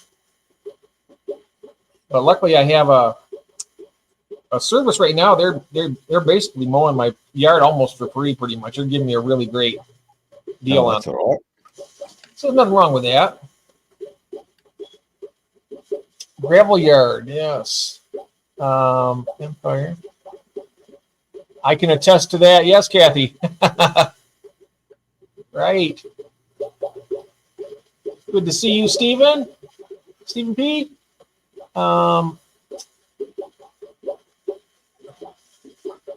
I got my cat on my lap here. He's laying right on my magnifying glass, so I'm not able to. I can't move him either. He's old and he's sound asleep. Yeah, you. Oh, thanks. I'll borrow that one. Here, I'll just reach over and grab that one. That would be nice. So has anybody else got any more questions or anything? Let's see. Anybody have any more questions for Gil about any of his fish or tanks or anything? Hello, Mike Myers. Welcome into the chat. Looking to see if there are any questions. If I wasn't for lake, it could be a desert. Just checking. Hello there. And I am caught up now. All right. Okay, any questions? Let me see if I have any questions for you, Gil. I do have a few questions, actually. Let me go ahead and pull up some banners that I have made. All right, shoot.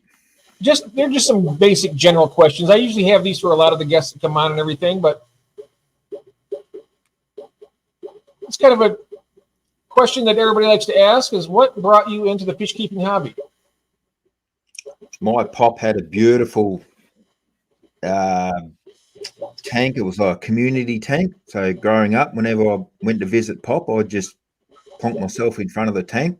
I've just always loved fish. I've had fish since I was about 10. Same as me. 10 years old is when I started. Wow. Yep. So I've been keeping fish for 8 years now. Yeah. 80. Did you say 80 years? 8. 8 years. Oh, okay. I don't know, You're 18 years old now. Yep. You're 18. Yeah. Yep.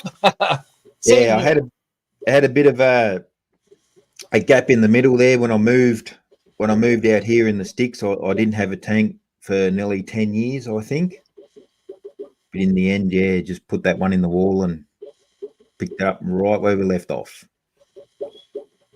Well, you're back in the thick of it now, though. That's good. Yeah. Very good. Okay, I have other questions here. How did you get into YouTube? When I was building that tank in the wall, I had some, because I drive trucks, for those who don't know, and I was going down to the depot in Adelaide, and I was talking to the office girl about it because she had fish and stuff, and I said, "Oh, I'm building a tank in the wall." So I'd email her photos of all the stages, and then once it was set up, she said, "Oh, send me a video." And I said, "I don't know how to do it." So she gets on the computer, asks me a few questions, and says, "Right, now you've got a YouTube channel. Now I want you to film the video and put it on here." So that was the first one, and that's how it started. And then from that, contacted because I'd bred the Geophagus and I wanted an identification on it to make sure I was selling the right one. And so we sent it off to some Facebook guys in Sydney who have a Geophagus page in Australia. Yeah, and you identified it. Yep, they're definitely Brachybranchus. That's what you've got. And one guy said, "Oh, how did you do the wood in that tank?" So I made a video how all the wood went together in the tank. And because I made some acrylic clips and things that's how I hang all the stuff from the top and hang those roots. So another guy gets on and says, "Oh, where did you buy those clips? What's the go there?" So I made a video and it's just gone from there. Yeah, I don't do it for money. I don't do it for views. I don't care about any of that. If I do something interesting, I make a video about it. I just do it for fun. Well, Gil, if you make any money at this and you're enjoying yourself, more power, because you're entertaining a lot of people and you're teaching a lot about the hobby. And that's the main thing. I like to show people what's worked for me, what hasn't. Yeah. Yeah. You're doing a service. Yeah, and I like putting the video up and people comment, "Oh, this is how I do it," or "This is how," and so I can try that out. Yeah.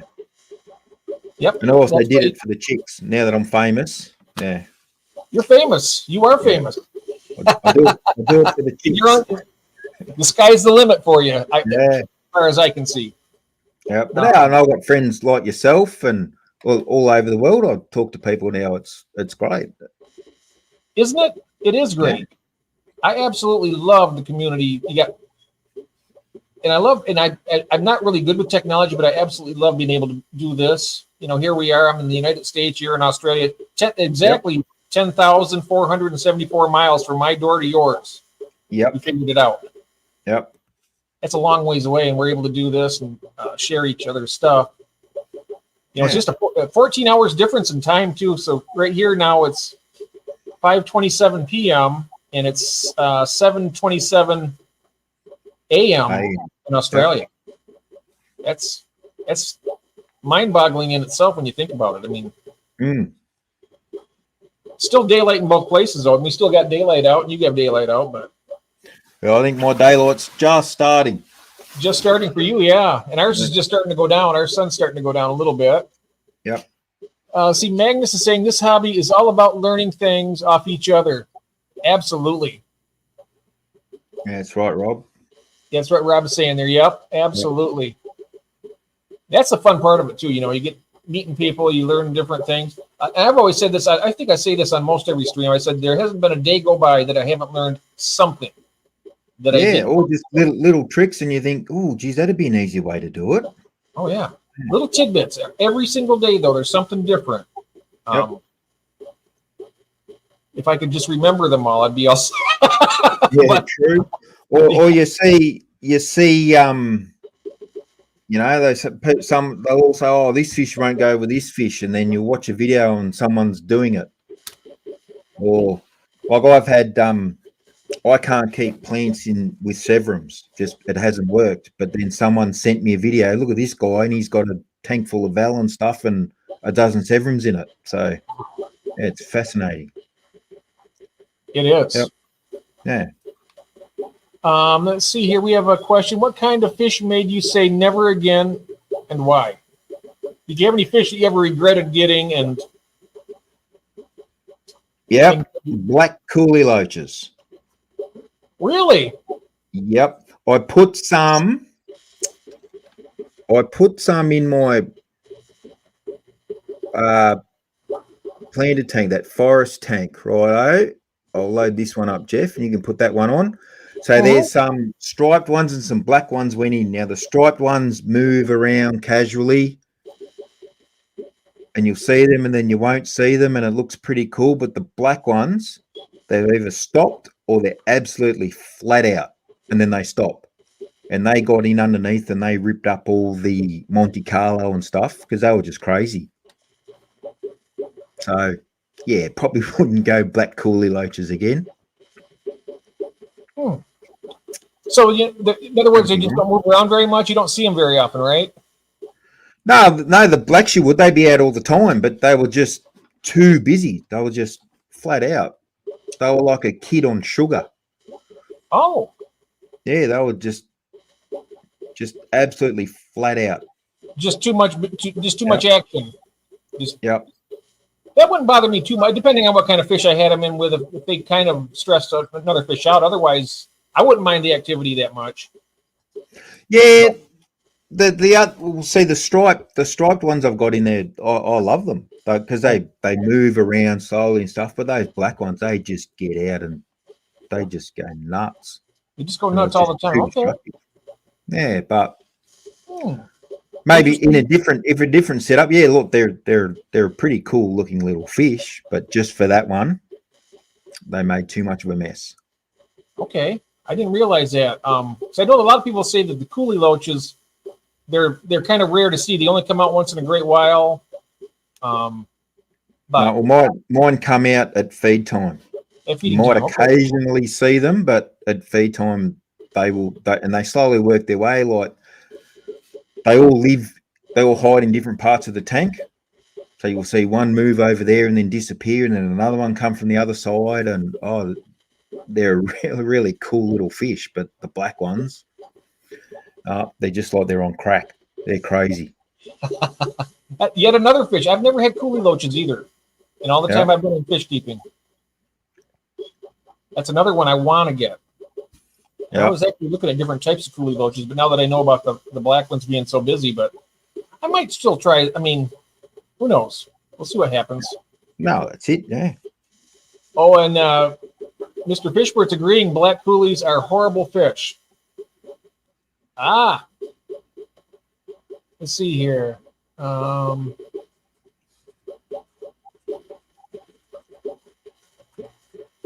What is Nathan saying? That is, I want to hear. That's not what I want to hear, as I have those fish. Oh, you have the black coolie loaches, Nathan? Well, they are pretty cool, but they just weren't for me. Ah, okay. Not in Yeah. that tank. You have some So I managed to trap them back out. I used a pleco cave and I put a wafer right inside the cave and just sat there with my Stubbs Aquatic mug having a coffee. And just as each one went in, I put a net over the end and moved him out. And I managed to catch all 5 in about 20 minutes. double fisting it tonight.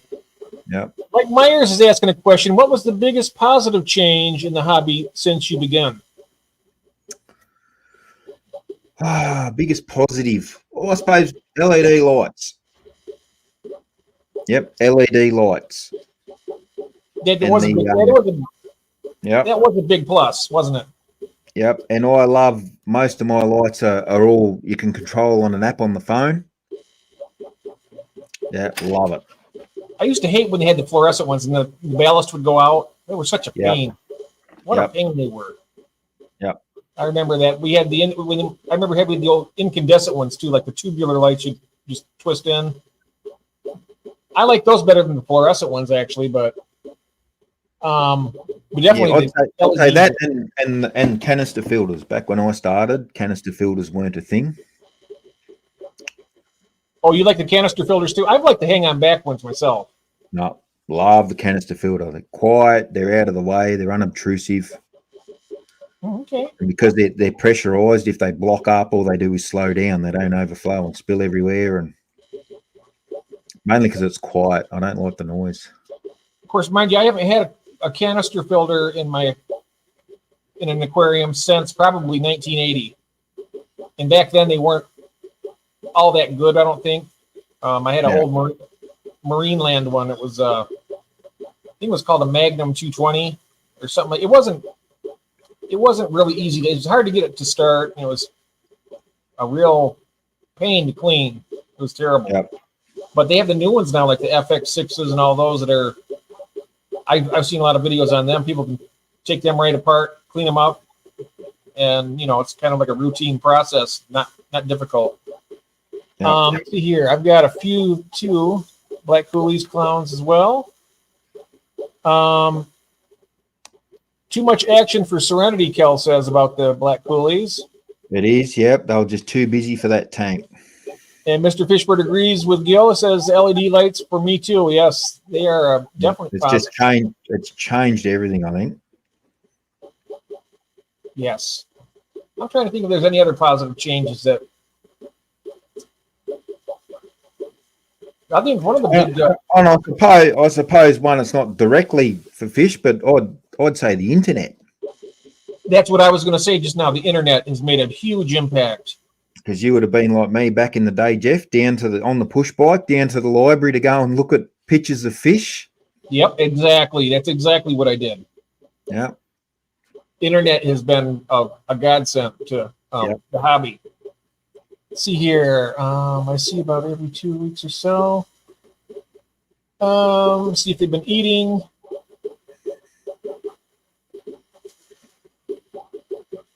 Slime Cup. Hello, we have Bunny Viper is in the chat. Hello, Bunny. So good to see you. I finally made it down. I didn't. So good to see you, Bunny. Bunny is a lovely lady and a really good friend. So nice to see you, dear. I hope you're doing all right. Always great to see you. And everybody's going to be saying hello to Bunny. We all love Bunny very much. She is a sweetheart. And Mr. Fishman says, yeah, fish people all coming together on the internet. That is really great. The geos are breeding. Yep. Now, the geos you got from Bunny, isn't that right, Tommy? I believe. And Mayor says, yes, same here. I'm a big fan of canister filters, too. Yep. That's Unless awesome. it's a really, really big tank, I'd go for a canister filter first. Okay. Yep. Right now, most of my filters, even my 75-gallon tanks, I do have a hang-on back going, and I got 2 sponge filters in the Mbuna tank. And then the one back here, it has I have 2 hang-on backs, and I have, I got to do something. That sponge filter right here, I'm not sure if we can see that or not, but in these tanks, they have a bit of aragonite in the substrate, and I get hard water deposit that builds up in the inside the filter. So I have to take them apart every once in a while and actually clean them out. Yep. Where the air goes in, and when I do that, that thing will just be it'll be boiling. Right now, there's just a few bubbles. It looks like almost like a CO2 unit. Just a few little bubbles coming out of that right now. But when I get it cleaned out, it'll be just blasting the air through there. So I got to get that cleaned out. Let's see here. Still checking out. I think if you want a clean tank, you need a canister, like for removing floating sediment in the water and stuff. You cannot beat a canister. Can't beat a canister on that one. Nope. Yeah, I might try one sometime. Maybe when I get my big tank. Yep. I get my dream tank. It's probably like a 240 or something. I'll get like a FX6 for that. That should be enough for it. Maybe. Or would that take more than that, do you think? Oh, it depends what you put in there, like everything. Well, I just use probably really shouldn't say it, the cheap Chinese ones. I reckon they're going really good. Yeah, I seen It's some. just mainly finding one. There's some brands that there's a bit of clearance between the shaft and the impeller, so they rattle. So I try and steer clear of those. But like in my fish room, I've got a couple of canisters in there. Yeah, and they're very cheap ones. And they've got how would you compare the canister against a sump? What's better between the two of those? Would you still go with the canister? For a bigger tank, maybe a sump, just because they're bigger, got more capacity. You can put more things in them, like a bigger sponge and stuff like that. But with the sump, once your sponges and your mechanical filtration gets blocked, well, the water's just got to go over the top and go around it. Whereas the canister, as it blocks up, it'll keep forcing water through it, and all it'll do is slow down. It'll still be filtering. But the beauty of the canister and the sump, and the main reason I wanted a sump on that big one is so I could put the heaters in there. So you look in the tank, there's no heaters. Yeah. You can barely see the weir. You can barely see the returns. So just to make it look more natural. That's what I was thinking too. Everything, you put all the heater in there, the heater in the sump to heat all the water.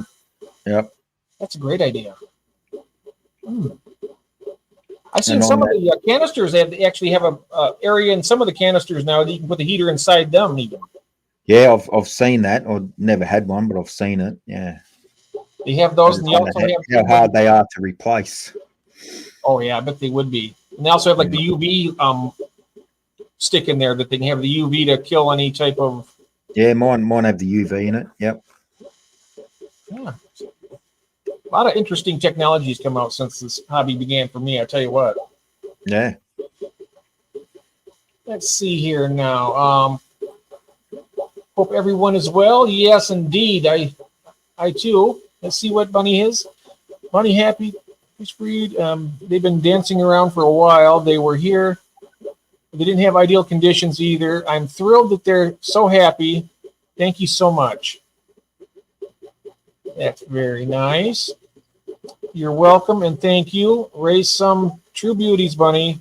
Your husbandry shows very well. Gorgeous. And we have my good friend Keith, Aquatic Addicts. Okay. Hello, Keith. Good to see you, mate. He's one of the plant people I head to now for questions and stuff. He's really good with the plants and the dirted tanks and the wall very, very, very technical. I've asked him a few questions. Yeah. Yeah, he really has some knowledge behind him with the plants. Mm. He's just trying to find the crinium natans. Natans, is that how you pronounce it? Yeah, I don't know. He's been looking for it for a long time though, and he's bought some, and they sent him the wrong criniums. Yep. And okay, here's this. You're quickly gonna do some water changes while I stay listening to you guys. All right, Mike Myers, thank you so much. We are. We say hello to Keith. Welcome in. So they were having their big football game today over, and I guess England won. I don't watch it myself. But Yeah, England won. you watch football too? Nope. No, I don't. I just know they won. Yeah, I don't know much about it really. I don't even watch our American football except on Super Bowl day, and I do that for the food. I'll get pizza and all these great foods. I just watch. I watch it. I enjoy it, but Yep.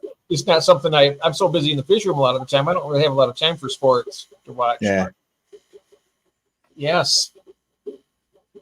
Well, I tell you one thing. I've had a great time today, Gil. Yeah, me too, Jeff. It's been good. Yeah. It's been a lot of fun. Not sure if anybody else has anything else they would like to add to this, but I think we've done really. It's been a lot of fun for me. It has, yeah, and everyone joining in with the comments. Yes. Oh, I still do have more questions, though. I'm sorry. Yeah. Far away. And this is, we pretty much know already, but this is a question that I'll have you answer in your own words. What can people expect from your channel on YouTube? Oh, not a lot. Oh, no. Just things I do.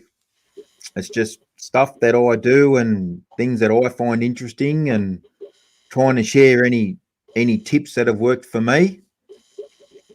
And the main thing is I have the attention span of a 3-year-old kid, so that's why my video, I speed up everything. I make, what most people would make a 30-minute video, mine's like a 5-minute video. Just because, yeah, I make the kind of videos that I would want to watch.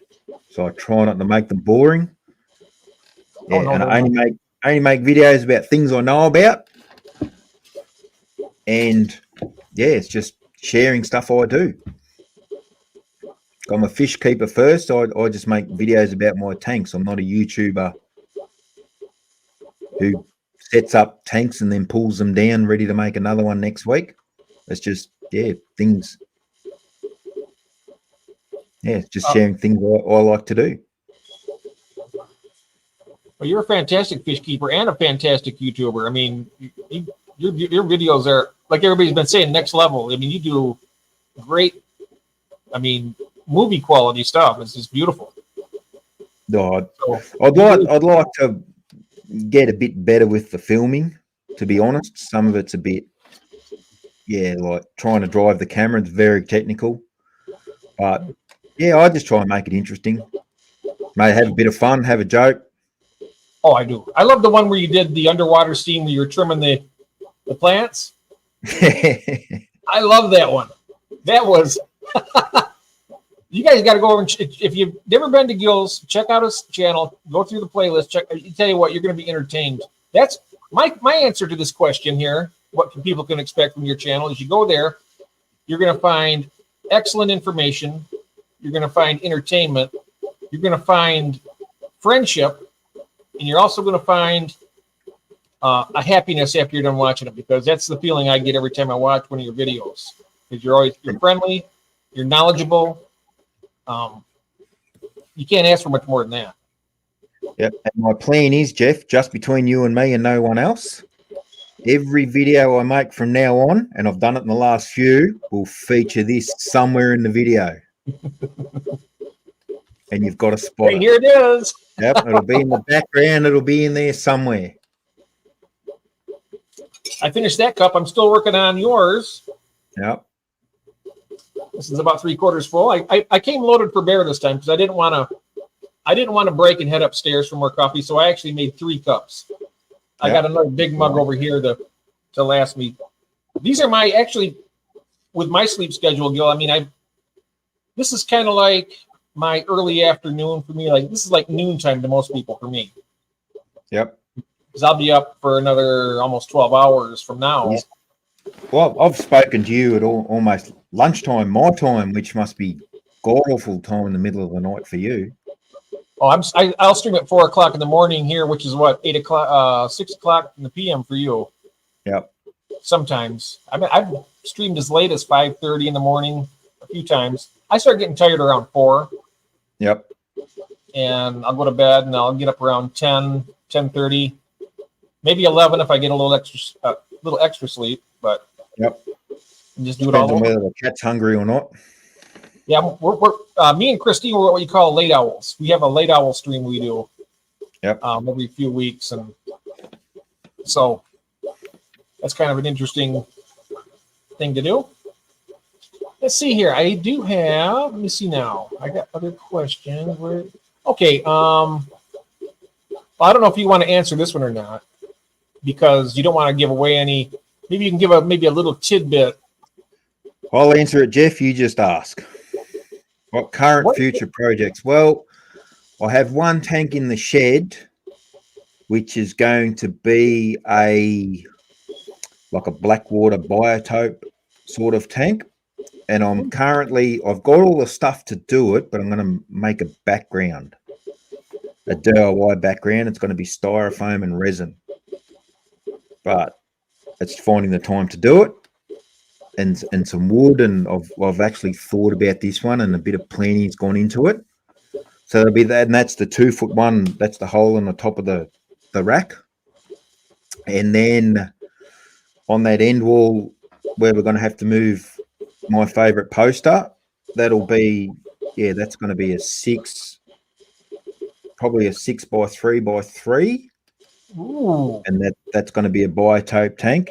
And I was in Adelaide last week and I picked up some balustrade glass, and the plan is to make a outdoor plywood tank, which will be wow. about 1,000 gallons, I think. And that'll be Murray, local fish here from the river here, because it'll be outside. I won't be able to heat it. Oh, so that's nice. the plan. That's the plan down the track there, because I really miss my old koi pond. So I'm going to make a nice native tank, native species. Oh, that's a great idea. That's the plan. And then build the rack and start line breeding the shrimp, like culling out anything that isn't perfect. I've got some L numbers there, a couple of breeding projects. So got a fair bit to look forward to. We got a lot coming down the pipeline. That's great. Mm. Nice. I don't have that many projects coming up, but I do have a stand. I've been building a new rack and getting my new tank set up, but I really haven't gone over exactly what I'm going to put in them yet. So I'm still working out the details on all that.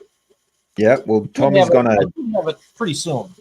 Yeah, Tommy's halfway talked his wife into converting the swimming pool, but my advice for that is it's easier to beg for forgiveness than ask for permission. So just send her away for a weekend, and when she comes back, you just say, well, sorry, and you beg for permission. So it's easier to beg for forgiveness than ask for permission. Beg for forgiveness than ask for permission. Yep. Yeah, that's... I don't know if Kathy's watching this right now, but I'm not sure how that would fly with maybe not too well. We'll see. Yeah. I thought about doing like the... I see like you have these above ground swimming pools. You could probably make a really nice pond out of something like that. Yeah, it's just the viewing panel's the hard bit, but yeah. There's another Australian YouTuber named Rumble. Yeah, over in the West. You know Rumble? No, I think he reached out on the Facebook. Yeah, he's down in Perth. Yeah, he's in Perth, and he has a outdoor. It's like a swimming pool, but he has a big glass panel for his koi. Yep. And then he has an outdoor shed that he has for his fish room. Yep. But But something like that would be, you know, as long as you have one nice big panel where you can see all the fish, that would be cool. Yeah. Like a big plywood type. Now, if I was able to have something like that down here, but it'd be difficult to have a really large plywood tank down here, but I could do something similar. No, I wouldn't, Jeff. You could do it. But that would be, that'd be a ways off, but that'd be a massive project for me to do something like that. We'll have to see how that goes. Yep. In only ask us as well, 3+ K subs for you. Awesome. Yes, that is fantastic. Yeah, that's what you were telling me the other day. Yeah, I don't. He didn't even know it. Nah. I seen. I said, congratulations on 3K. He's like, huh? I was like, yeah, you hit 3K. He didn't even know it. It's good to be humble, though, isn't it? Yeah. That's Kel wants us to play the banana and blue dream video, which I don't think I have. You might have to do that one, Jeff. But if you want to find it and bring it up, that's cool. Yeah, I won't have it. It's a short I put up. All the kids made it a long time ago. If you go into mine and look in the shorts. Okay, let me do that. I'll go look for that. I'll be right back. Yeah. And we'll just sit here and talk about Jeff while he's gone. Here we go. Let's see here. Find ya. Right. Yeah. Tommy says his wife had castrated him, but I just think he needs to learn to run faster. I've seen, you could swim with the koi. I've seen plenty of people do it. Wouldn't be my cup of tea, but yeah. Okay, so now this one's called again. I'm in the shorts. Yeah, it's what is it?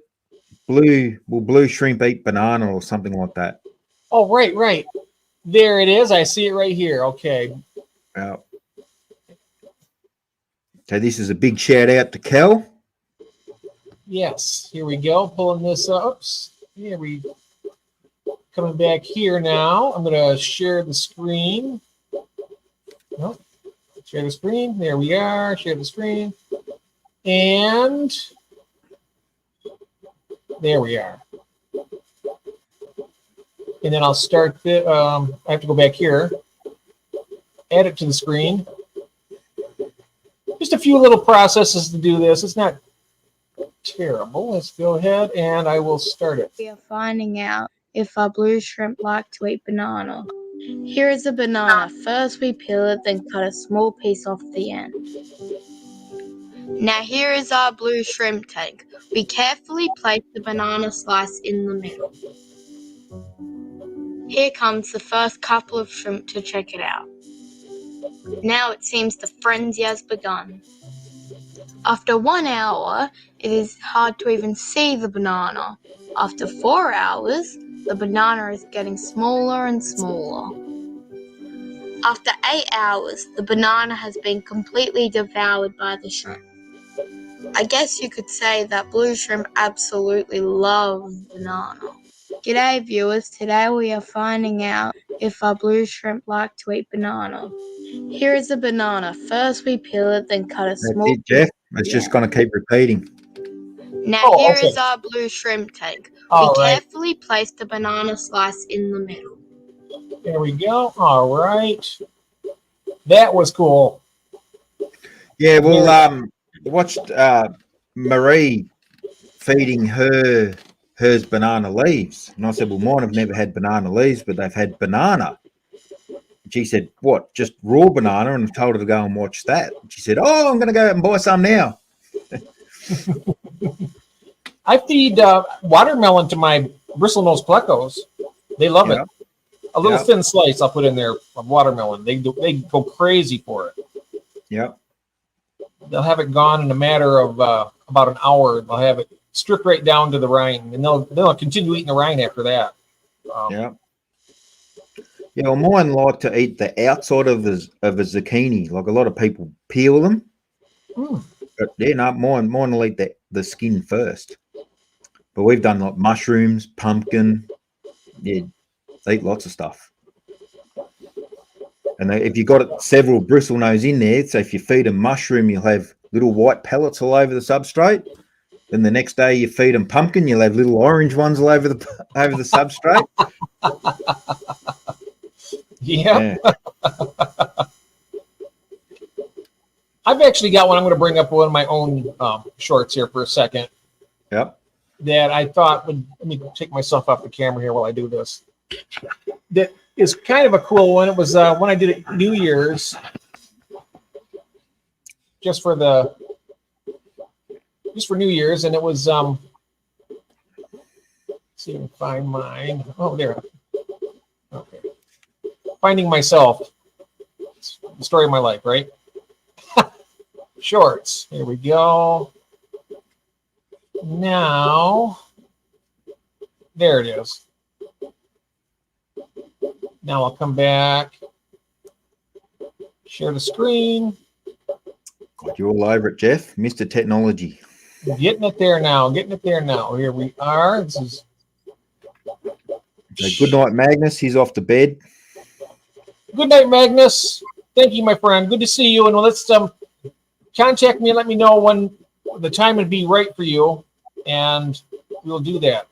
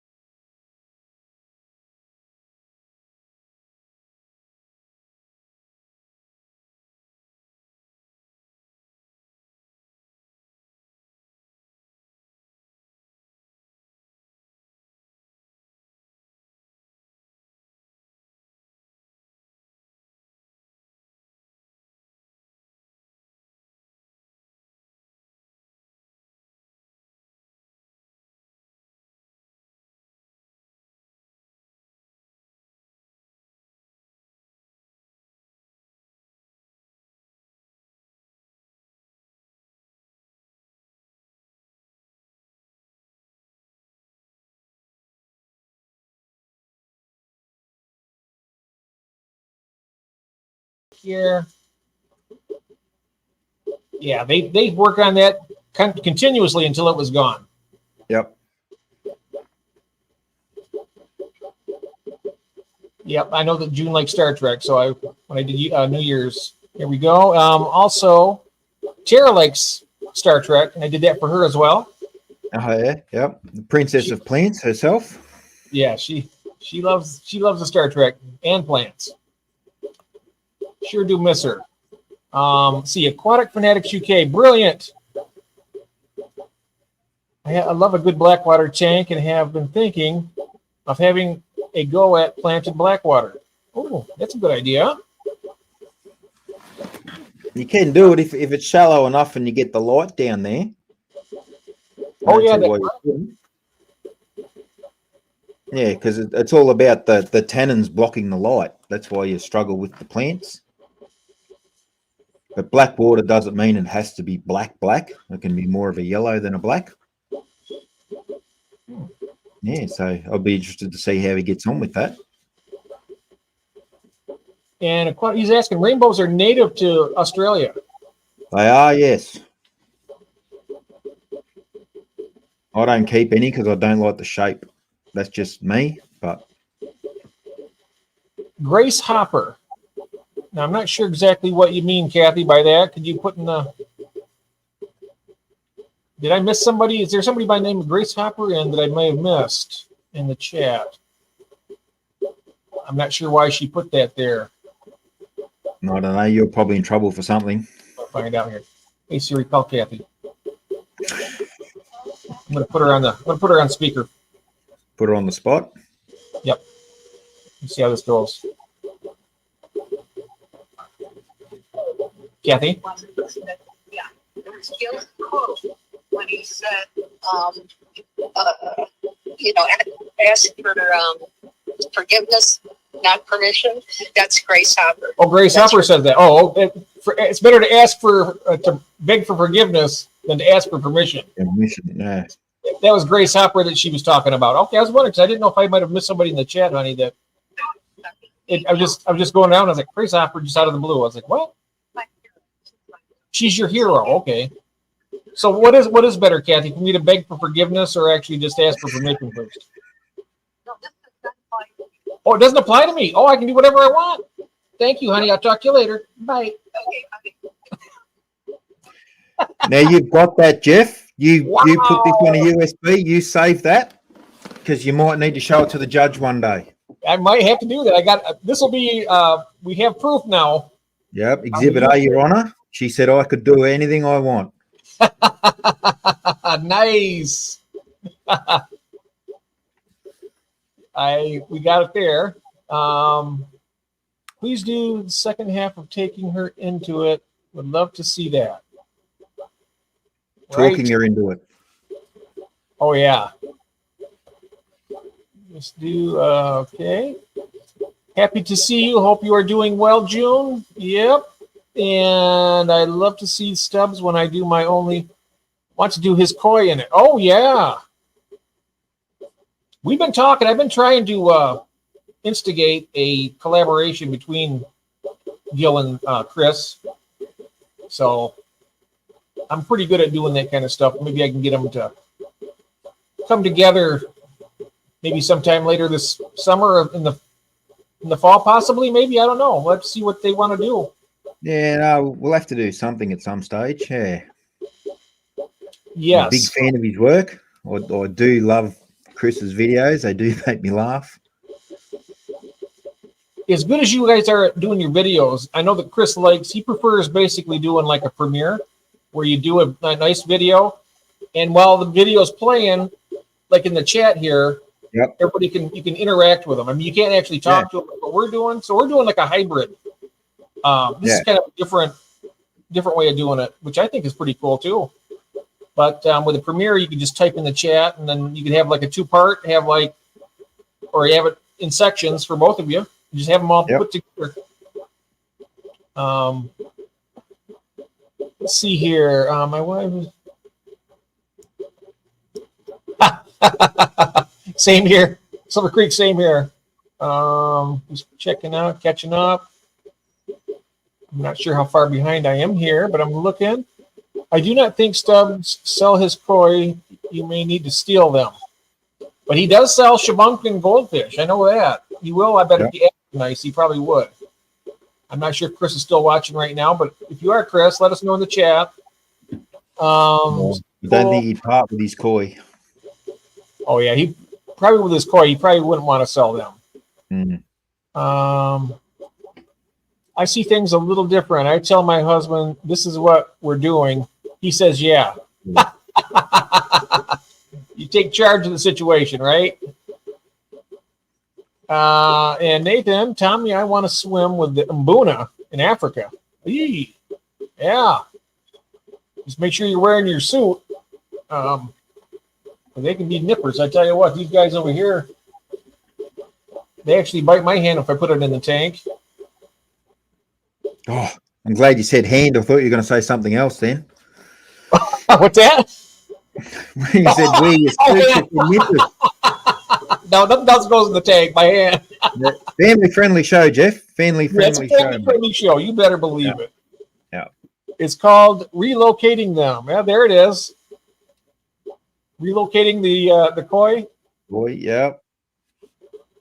That's pretty shady. Ask for forgiveness. Wouldn't fly with me either, Jeff. The crooked intent would rely me off. Besides, you shouldn't need permission anyway, but a blessing would be nice. Oh, that's nice, Bunny. Thank you, honey. That's so nice of you. Well, you have your blessing. I wouldn't do anything major without clearing it with the boss. You know, she'll definitely, it has to be a mutual thing. I'm not going to do a huge project without, you got to clear it. You got to clear it. Negotiation is everything, right?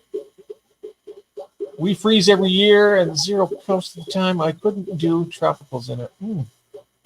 In his pool. Yeah, in Texas, it does freeze. Yeah, no.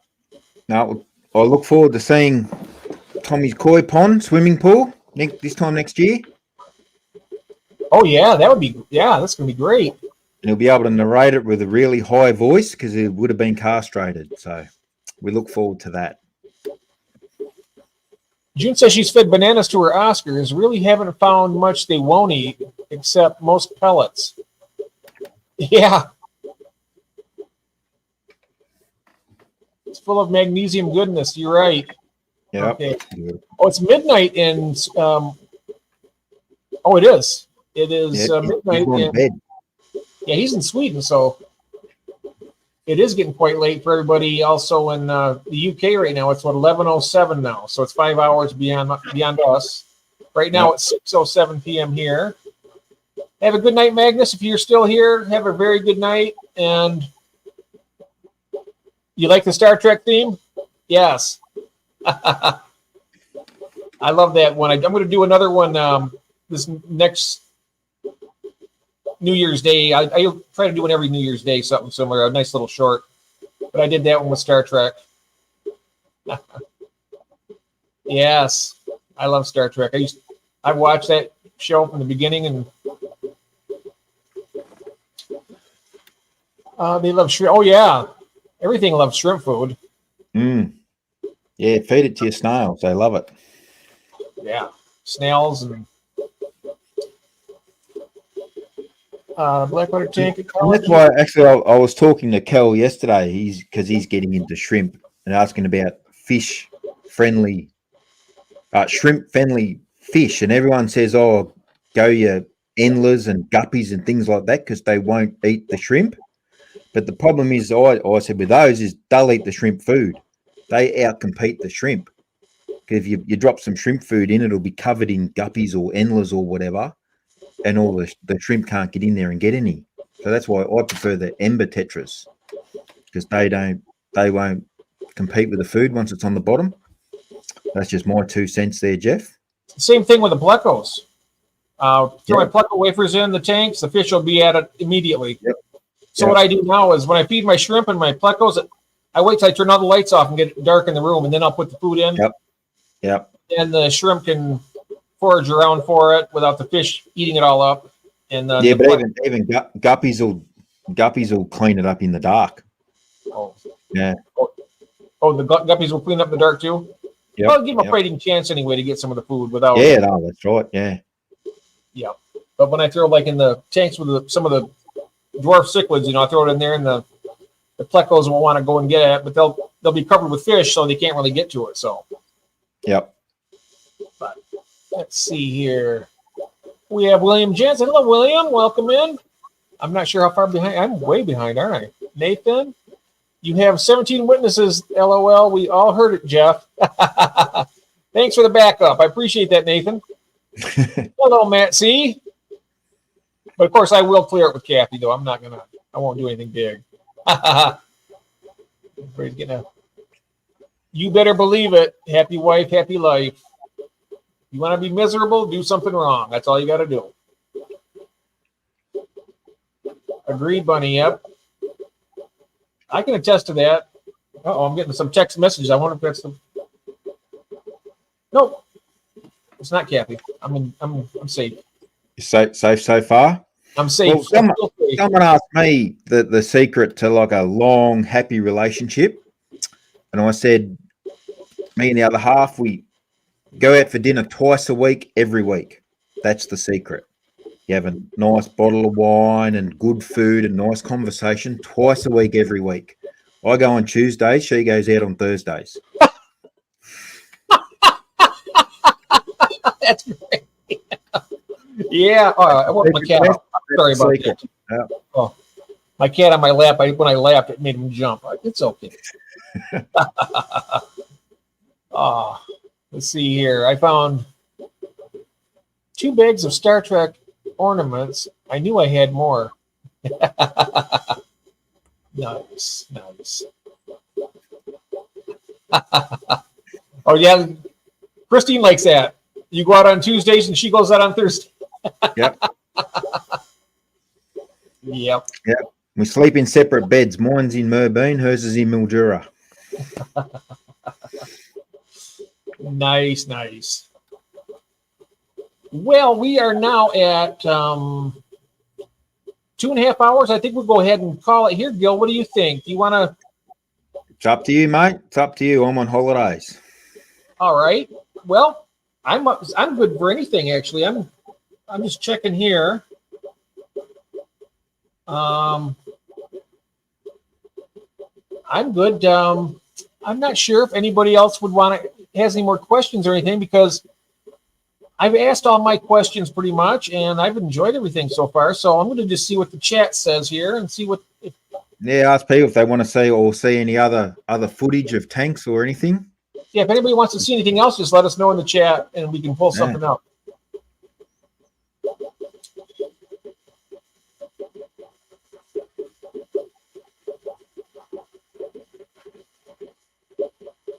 I just love to see that comment when Christine's laughing like that. It's so great. Can we see the tanks?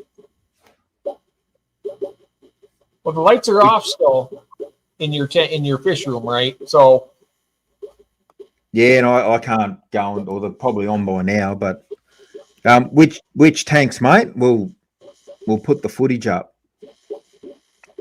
The forest one. Angels would be cool. Oh, the forest one again, yeah.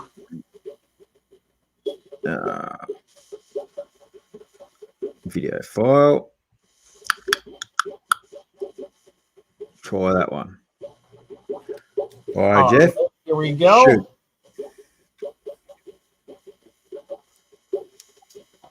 Yeah. Just when he moved, I was able to get this back now. So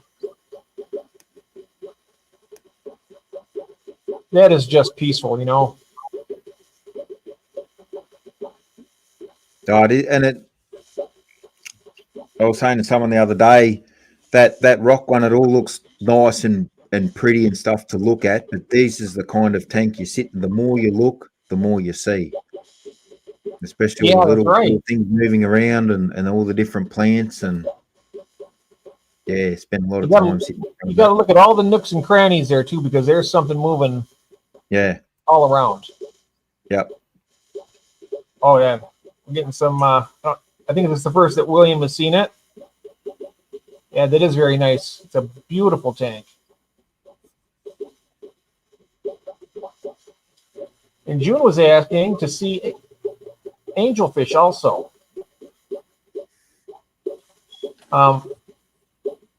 She says, I have Java fern on my trees. Oh, yeah, nice. Yep. Oh, look at that. Look at this. She has an idea that you could sometime just stream it all day long. Just put the camera on it and let it go. Yeah, someone else said that too, but hey, you know what? You get a lot of people that sit there and enjoy it. I mean, it's so beautiful. If I had a tank that looked that nice, I would do it. Yeah. But I don't at the moment. I mean, I got some tanks that have some nice fish and whatnot, but I don't know, maybe one day I'll set when I get the camera fixed and set up properly and it all looks pretty, I might do that. Yeah, that's a great idea. I've never done a tank watch yet, but once I get a nice enough looking tank, which I'm hoping that I can get to that point. Right now, I'm just basically a low level breeder, breed my fish and stuff. But I'm pretty successful with my success rate with it, breeding fish. Yep. And then I might do it once I get. That's what I want to do with probably my 40 gallon. I want to probably make that my scape tank. Really nice scape, you know, nice plants, a nice variety of plants. Do it right. Yep. Williams asked me if those trees are real wood. They are. They all came from the same tree. It blew over here a few years ago, so I just chopped it up into lengths. Oh yeah. But there's a build video for that one if he wants to see it.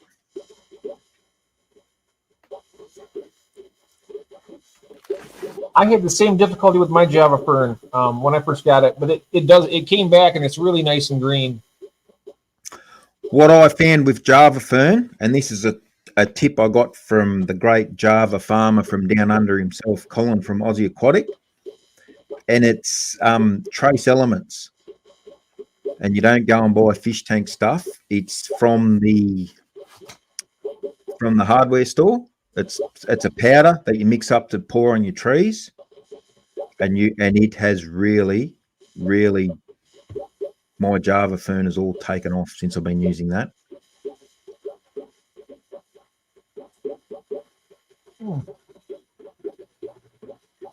And William Jensen is saying that he will definitely check that out if you run that on the tank. Let's see here. Did you anchor the trees to slate or something else? They're not anchored. There's a couple there that are a little bit loose, actually. I silicon them down. So the silicon sticks to the glass, but it doesn't really stick to the wood. But because there's a big bead around the bottom, it stops them from tipping over. The smaller ones are glued to pieces of lava rock to hold them up, and a couple of the bigger ones where they're a bit loose, I silicon some lava rock down to the bottom glass and then glued the wood to that. But that's all in the build video as well. Nice. Very nice. All right. Let's see here now. Bunny, running a live video on a tank like that, especially backed with something like classical music. Run it for a few hours, maybe several times a week. You will get some easy watch hours. Oh, yeah. Oh, yes. A little bit of light classical music behind it. I'll tell you what, just for Bunny, Jeff, let me see if I can find it, or you might be able to find it. But I think it's my latest video, it's the very end of the build video, the bit that just lists all the plants and the fish. Okay, let me. If you can find that, because I don't latest know. video. Let me go check that out. I'll have a look and see if I've got it here. It should be here, hopefully. Yeah, let's see here. I'll find it. It's the 4K one. It's your latest video. That is the 4K cinematic forest. That's it. That's it. All right. So put that up and put it on full screen. Yeah. And this one's just for Bunny. Oops. Remember that one? I have to do this. I have to skip that first and then pause it. Yeah, I did this because the build video, someone commented, why is it in 480 or whatever? And I said, what does that mean? And a couple of, really good commenters, they talked me through it about, and I learned a little bit about pixels and about resolution. And so I redid the last bit and it's in 4K. All right, here we go. And put this on let me know if this is full screen or not. No, it's not. So put it on full screen. Okay, let me come back. Try this again. I think it's this one that has to be full screen. All right. Yep. That's it. How's that? Is that it? Yep. Here we go. And then take the comment down off the bottom. Oh yeah. I have a comment up. There we go. There we are. All right. Yeah. Now, we take the banner down too. Yep. Take that down. There we go. Okay. Now. All right. Now drag it back to the start, and we'll all sit quietly. And this one's for Bunny. Yes, this one's for Bunny. Here we go. I'm going to drag it back to the start. And here we go.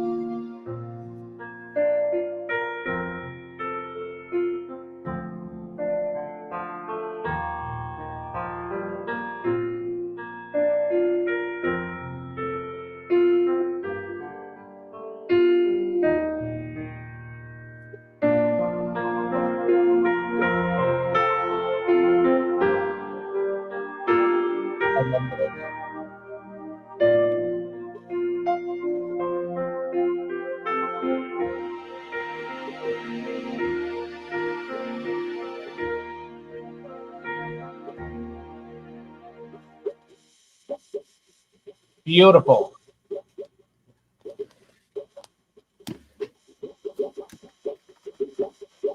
That is nice. Yeah, I don't really re-watch my old videos, but I've watched that one a few times myself. I think that's gorgeous. Let's see here what everybody's saying. Oh, there he goes running. The trees. I think with me, the Oscars would knock them over. Ah. they probably would. Yeah. The background is the background's just the frosted window film across the back, but to get the effect that you see in there, I've covered the back half of the top of the screen, the top of the tank, and it shadows the top half of the back wall, and it gives it that spooky sort of claustrophobic feel. Oh. Let's see here. Lottie's back. Charlotte lost the signal. She's back. Welcome back, Charlotte. The different sizes makes it, the different girths on those branches. Having smaller trees in the back gives it greater depth. What's the background on the tank? There's something in the background of the tank. Yeah, you want to know how I did the background. And So go and have a look at the end of the build video, June, and I'll show you when it goes on. So I'll film it and then put it on, so it's a comparison, and it makes a massive difference putting the black on top. And Bunny, Gil, that's fantastic. Thank you so much. Very welcome, Bunny. Bunny is wonderful. I'm glad you enjoyed that, dear. I'd play that on a TV running. Yeah. Oh, yeah. It's a great idea, actually, having a big screen most of the day. Nice video. I like that look. I will look, it says. Wonderful. Well, my friends, I think I'm going to wrap her up here because we're at 3 hours right now, and I still have to make supper for my wife. And I really have enjoyed this very much. You make a very, very good supper, Jeff, and you might be able to start talking you into that indoor pond. Maybe. I do all the cooking too, so I have a little bit of power behind me. I do all the cooking, so I'm a good cook too. So no, that's all right. It's like, what do they say? The way to a man or a woman's heart is through the stomach. So we'll do it that way. Yeah, very good. All right. Thank you so very much, Charlotte, and everyone in the chat. Thank you so much. And Gil, thank you, mate. No, all right. Thank you, Jeff. It was a lot of fun. We'll have to do it again. The next time you have a time off and want to do it, we're going to do it at a reasonable time for you in the evening so that you're 5:30 in the morning. I mean, that's a lot to ask of anybody, and you have been just an absolute gentleman. That's all right. That's all right. I'm on holidays, so it doesn't really matter. I'm glad you're on holiday, and that's wonderful. Thank you so very much, June and everybody. And I hope everyone was entertained and learned something maybe. And go and get yourself a washing machine hose bracket. It'll change your life. Yeah, I'm gonna be doing a video on that too. I'm gonna be trying that out. Yep. I'm gonna try and do that. You can do a review and run it through its I'm actually going to have it to a certain depth where I can have it drain just so much without having to worry about it overdoing it. That is a game changer right there for me because that's what I've been worried about. Yep. So now with that, I'll be able to do it automatically and just not have to worry about it. And then when I fill it up, it's not a big deal. Yep. And if you're really keen, Jeff, I'll shoot you some pictures of what I've done on a hose. I've got a screen on the end of it. I'll send you something through. I'll find a picture of it. All right. I also have a intake. What I can do is I can put my intake sponge on it. Yep. As I'm doing that, if I have any fry in the tank and not have to worry about it. Yeah, that's what I do it for. Stop sucking up the plants in the fry. Yeah. Yeah. That's what I do mostly when I do my water changes. I'll have the hose with a intake sponge. Yep. Yeah, good. And thank you, Jeff Kane. He's thanking us for the stream. You're very welcome, sir. And On your mate.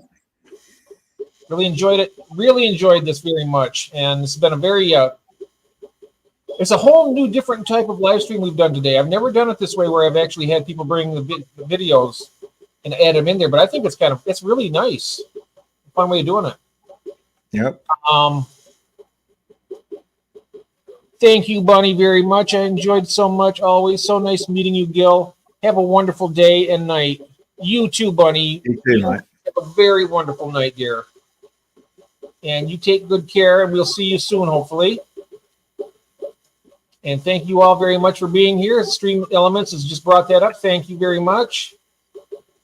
So, without further ado, I'll go ahead and bid you all a good evening. And don't forget, feed yourself, feed your family, and feed your addiction. Addiction.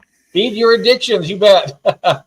Thanks a lot, Gil. Thank you very much. Good on you, mate. Thanks, everybody. Good night, everybody. Thank you. Good morning, everybody. And good morning, yes.